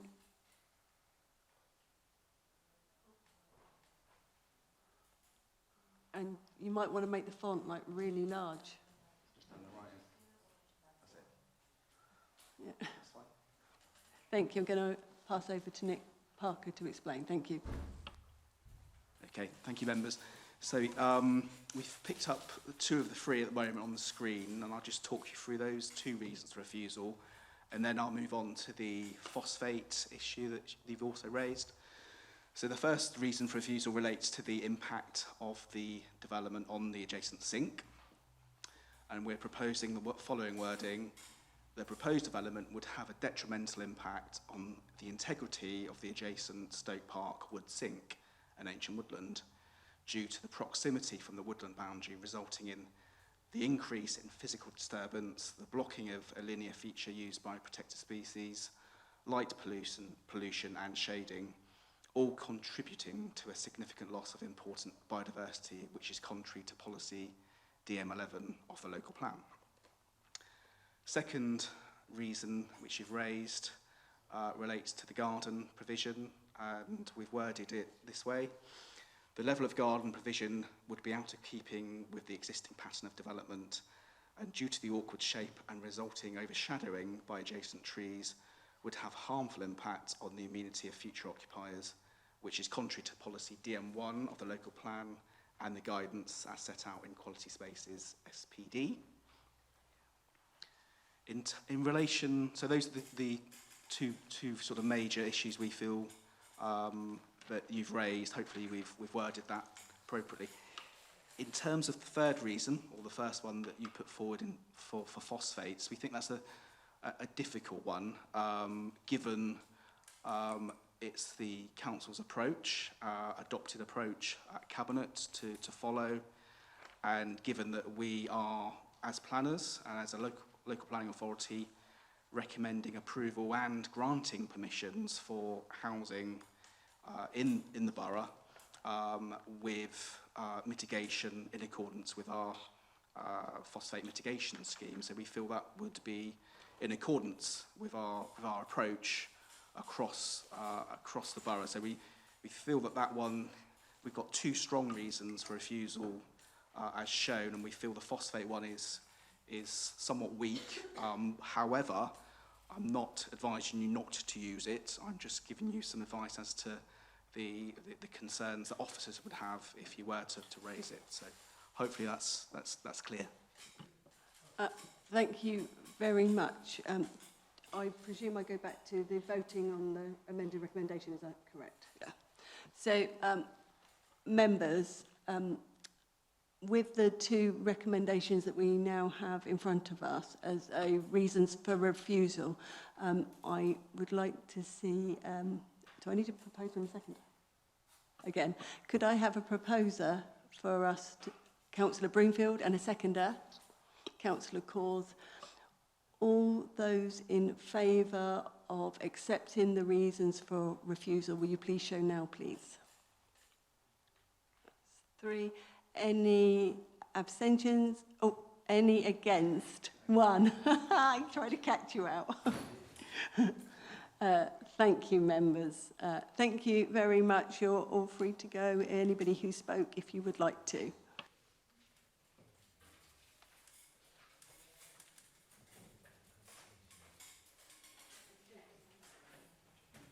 Oh, I've got to get this open. I'll give everybody a couple of minutes.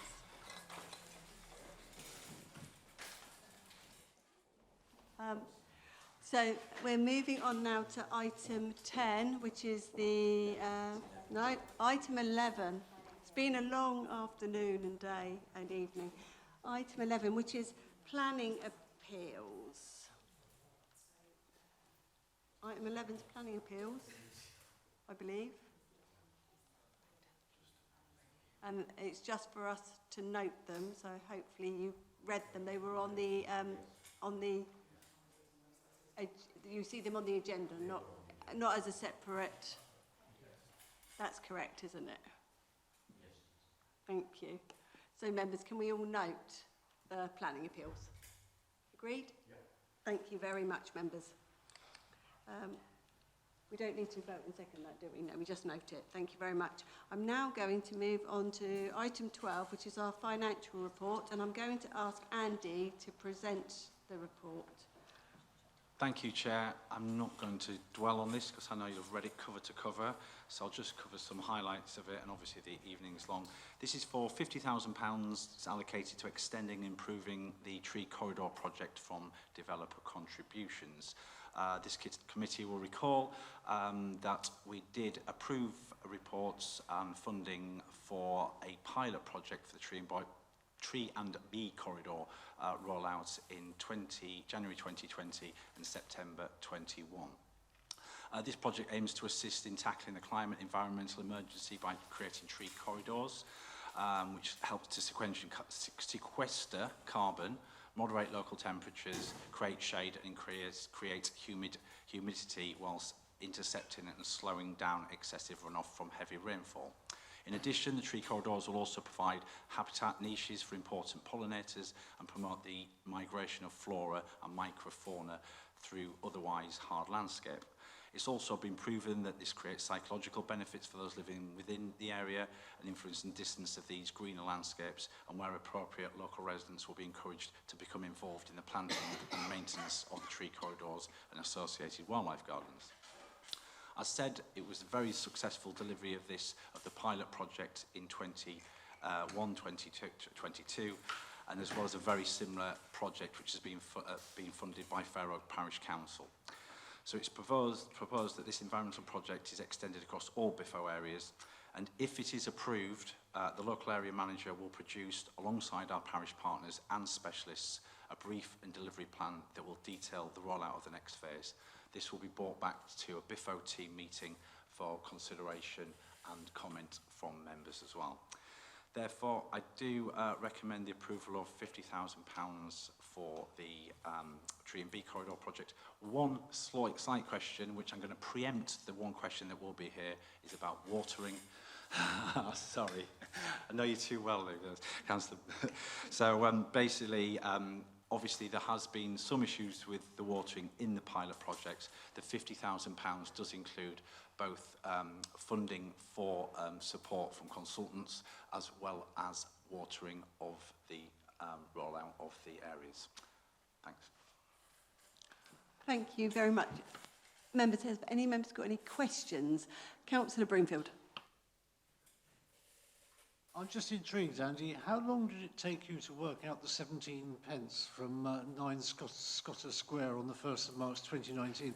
I have this vision of you poking around down the back of a sofa, sort of turning out the odd pennies and so, oh, damn, there's a couple of euros. And, I mean, I had to say these reports are an absolute marvel of financial chicanery, and I am in awe. I have to I cannot take credit for this, and I have to little nod to our colleagues in developer contributions. It is actually quite a valid question, because you'll see quite a lot of this happening. It was something that where you get a lot of contributions where some have had interest on, and we've got quite a lot, and although the 17p one is quite funny, there are some that are like £30, £40. So across the next few years, we're really making a conscious effort to try and tidy those up, because again, they can add together. So unfortunately, we do have to detail it in full, and it does have a sort of slight farcical element to it, but there is good reason behind that, and we can add them together. So you will see that quite a lot, and we're trying to get them down to have a management amount. So it's actually quite a sensible question. Any other questions of Andy? Okay, then, so we can open it up to debate. Could I have a proposer, please? Councillor Broomfield. Oh, we just beat you, Councillor Couldrey. And a seconder, Councillor Couldrey. Is there any debate?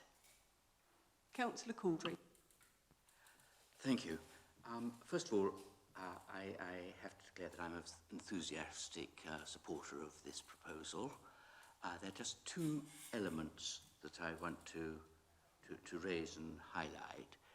The first is that this is the Eastleigh Borough Council contribution to a much wider approach that's being taken by a lot of authorities to try and green up the place. But the left hand doesn't know what the right hand is doing. Even our own much-loved Direct Services Department has managed to get things planted, which then get mown over, etc. The Parish Council has not been able to sort of liaise very firmly with anybody else. The Highways Authority has an awful lot of land that we need to incorporate into this B corridor. We actually need to be talking to the Parish Council, to our Direct Services arm, and to the County Council, certainly the Highways Authority. I recently wrote to the Chief Executive asking for this to happen, but I think that we need to get some pressure from, I mean, he agrees entirely, but getting results and getting particularly Hants County Council to talk about and let go of land for this project is a big issue. The second point is that I'd just like to emphasise something that says that a very similar parish-funded project was done by Fair Oak at its own expense. And now I see it's been proposed it's extended across all Biffo areas. Good, great, because we don't want the parish wearing my other hat, which I declare an interest, paying all the expenses for the Fair Oak. So thank you. Those are my 2 points, but it's a great development. Thank you. Thank you, Councillor Couldrey. Any other debate? Councillor Caws? With regard to the watering, which I have had some contact with volunteers and residents, it is something to be debated maybe at a later stage in the rollout of this, but I do feel that the people I've spoken to are really passionate about having the trees there, and they're actually willing to look after them, and they really want to. So I feel that maybe getting people involved at an earlier stage rather than when a tree arrives. You know, it's like, would you like to adopt a tree? Would you like to care for this tree if it's there? You know, like, and getting them to love the tree even when it arrives, so that then they would be willing to take more care of it, and then it would reduce the need for finance for the Borough Council looking after it for so many years. That's just an observation. Thank you very much, Councillor Caws. Councillor Broomfield, would you like to say anything? No. So I'm really pleased. I know every time I went to a team meeting, I was asking about getting our trees. So one, I'm really pleased that we've done it, and I'm really pleased we're going to roll it out. I have exactly the same concerns as Councillor Caws regarding the watering and the maintenance going forward. And I really want to thank Councillor Caws, because she was instrumental in ensuring that volunteers were mobilised around our area to go and look after them. I also want to put on record not only my thanks to Councillor Caws, but to Fair Oak Parish Councillor and their clerk and their team, who stepped in when Eastleigh were unable to, and during some of our hottest time. It's really commendable. I'm very impressed with the way that Fair Oak conducts its business. It's to be commended. I'm really excited about seeing this rolled out. I don't think, I know you said it's Eastleigh Boroughs, but I'm going to be brutally honest. This Tree and Bee project is Biffo's. We started it, we designed it, we got a consultant in. When Eastleigh was talking about 160,000 trees, they didn't give us one. They haven't even started, and we're already out there doing this. So yes, we're part of Eastleigh. Yes, it will contribute to Eastleigh's end game, but Biffo said we are not prepared to wait. And I think that's commendable too. All members of Biffo should be proud of the fact that we aren't prepared to wait. We haven't got time to wait. We are in a climate and environmental emergency. So I'm really pleased to support this, and I know there's a lot of work to be done on this. This is the start of it. This is about getting all our partners around the table and making sure we have something really good going forward. So I will now draw the debate to a close, if there's nothing else, and I will ask members to indicate all those in favour of adopting. That's unanimous. Thank you very much.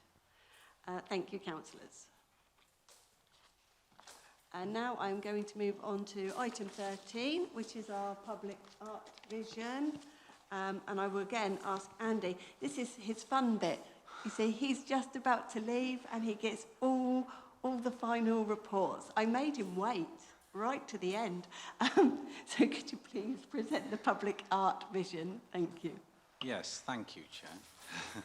The public art vision, this came about as we've done some fantastic public art in the area. Certainly again, Fair Oak Parish Council have done things as well, but it has sort of happened in quite a sporadic fashion. Fortunately, it does seem to link at the moment, but we thought moving forward we really wanted something that would bring it together and some sort of guidance. So what we have proposed, along with our public art officer, which is in Appendix 1, is the Biffo public art vision. So again, it sort of sets out a framework for commissioning public art in Biffo. It sort of sits alongside the wider Eastleigh Borough Council public art strategy, and it's also been prepared in consultation with Bishopstoke Parish Council and Fair Oak Parish Council as well. Within it, it identifies why and how public art in the local area and why it's part of the action plan, how it can be resourced, and some key considerations for successful commissioning. Also identified key themes and projects which would make public art more meaningful to the community. The vision does demand that project managers and artists in the future will refer to this guidance before commencing on projects in BIFO, and if it is to ensure that any new commissions are not developed in isolation from each other across the area. In terms of financial implications, there has already been significant approval. I think it was March 2021 where we approved, I think it was about £125,000 of the projects which are there ready to go. So they've already been financially approved, but again, they will need to refer to this document if approved. Any future public art project will come back to this committee for approval. I don't usually go on this, but I think it's important because it's really good of this committee as well that on the climate and environmental implications, I think this is where it majors on with the public art strategy. It says that communities in BIFO have a great concern about the global climate emergency and that most serious cause of climate change being carbon emissions into the atmosphere and the result of human activity. So given their innovative approaches, artists could address these issues with the public art projects. So in conclusion, I request that members adopt the public art vision for BIFO. Thank you. Thank you very much, Andy. Do any members have any questions? I know you will have all read it cover to cover. If there's no questions, can I ask to have a proposer? I have one question. Yes, absolutely. Sorry, I didn't see. No, I didn't. You didn't indicate. Thank you. So, it's just died my computer, so I can't refer to exactly the part. But there's a part that says it should support youth in the art vision. So excuse me, because I have just come into this. I have read it, but I don't know which stage it's at. But do you already have art and artists that are? You already have all the art you need, sort of thing. Yeah. Now within the public arts, basically each project can be funded from a development, and there's options within the vision that you can maybe bring some together into one area or do them localised as well. So in terms of it's all for future art projects, it can be some small ones. There's even public art that's done for performance art as well. So it doesn't even have to be something tangible in existence as well. So certainly with every project that comes forward, it can take many different forms. And again, that emphasis on youth is getting them included as well in that area, certainly looking at some of the antisocial things, behaviour as well, so getting some of that ownership. So definitely every future project, what the vision does is give some guidance about things it should consider and link up to. Yeah. I'm going to come back as well on that, which is that we recently had some artwork done at the Planny in Bishopstoke, and the artists worked with the junior school children to design the wood sculptures and the benches. So when those trees came down, we wanted to have a space where the young people could go. There's a reading circle there. That they made those designs. So when you look at the dragonflies, that's what they drew, and then the artist took it away and interpreted it into the proper sculptures. And I think it was a really good exercise for everybody involved, and it gives young people a sense of connection to that artwork.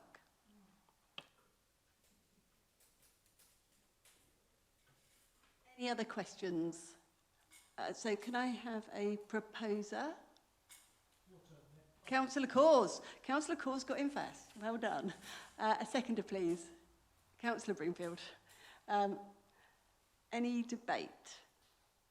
I'm really pleased we got here because it's been a long road. But I think we've now got the kind of strategy that we wanted, and it's much more fit for purpose, and it reflects what BIFO wants, which is that Bishopstoke, Fair Oak, Horton, Heath want art which is sympathetic to our environment and engages people with our environment.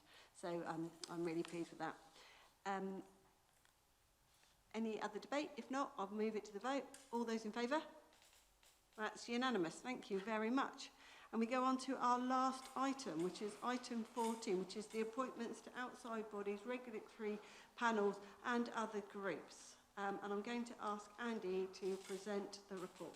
Yes, save the exciting one to the end. Yes, with this, obviously, the council appoints elected members and in some instances staff to represent it on a range of outside bodies at national and local level. Such appointments ensure that the council's residents and interests are represented with key agencies. So the two recommendations, this of the licensing panels, which include Cllr Couldrey, Cllr Tidridge and Cllr Caws.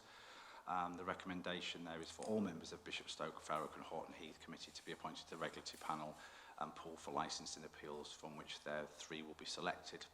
And this first recommendation is for the Twinings Charities, which is a BIFO outside body, and the proposed elected member to represent this committee is Councillor Tidridge. So the recommendation is for that, and given I'm going to be slightly unprofessional and because I can't even be sacked, I just want to take this opportunity to hijack it and thank members for the generous gifts and for all their fantastic support to me over the years. I've never seen such a group of councillors who are so community focused, care so much, and actually when you've got 3 different political parties, they certainly do the adage that there's more that unites you than divides you. So thank you very much. Well, that's very kind of you. Thank you very much. Do any members have any questions? Councillor Couldrey.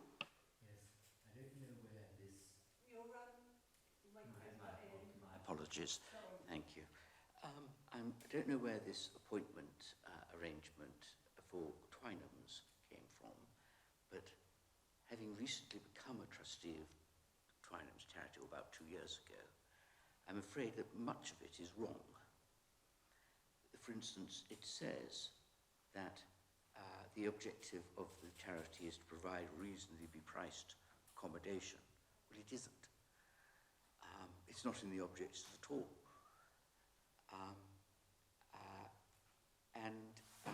You know, it says number of meetings a year. Well, it's now gone up to 4 at least, and then held in the day. This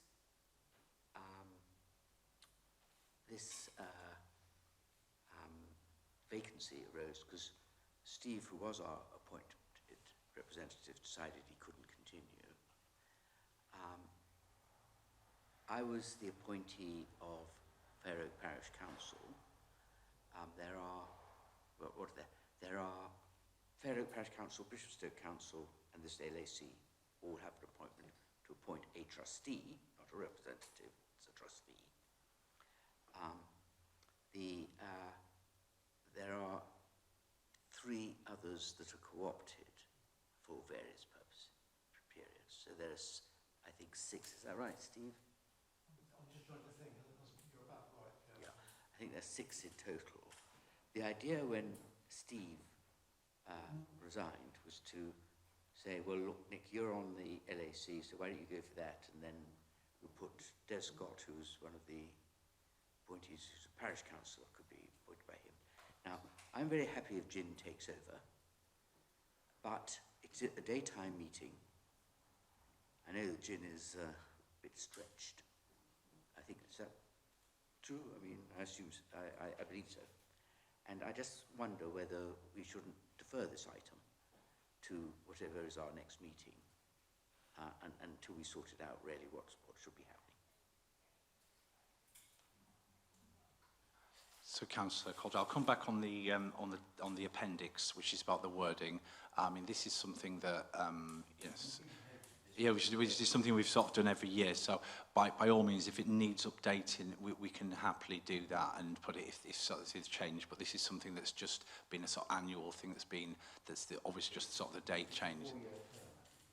Yeah, so it's an annual appointment. So that on terms of the docket, the actual wording, yeah, happily we can change that. Certainly make that change.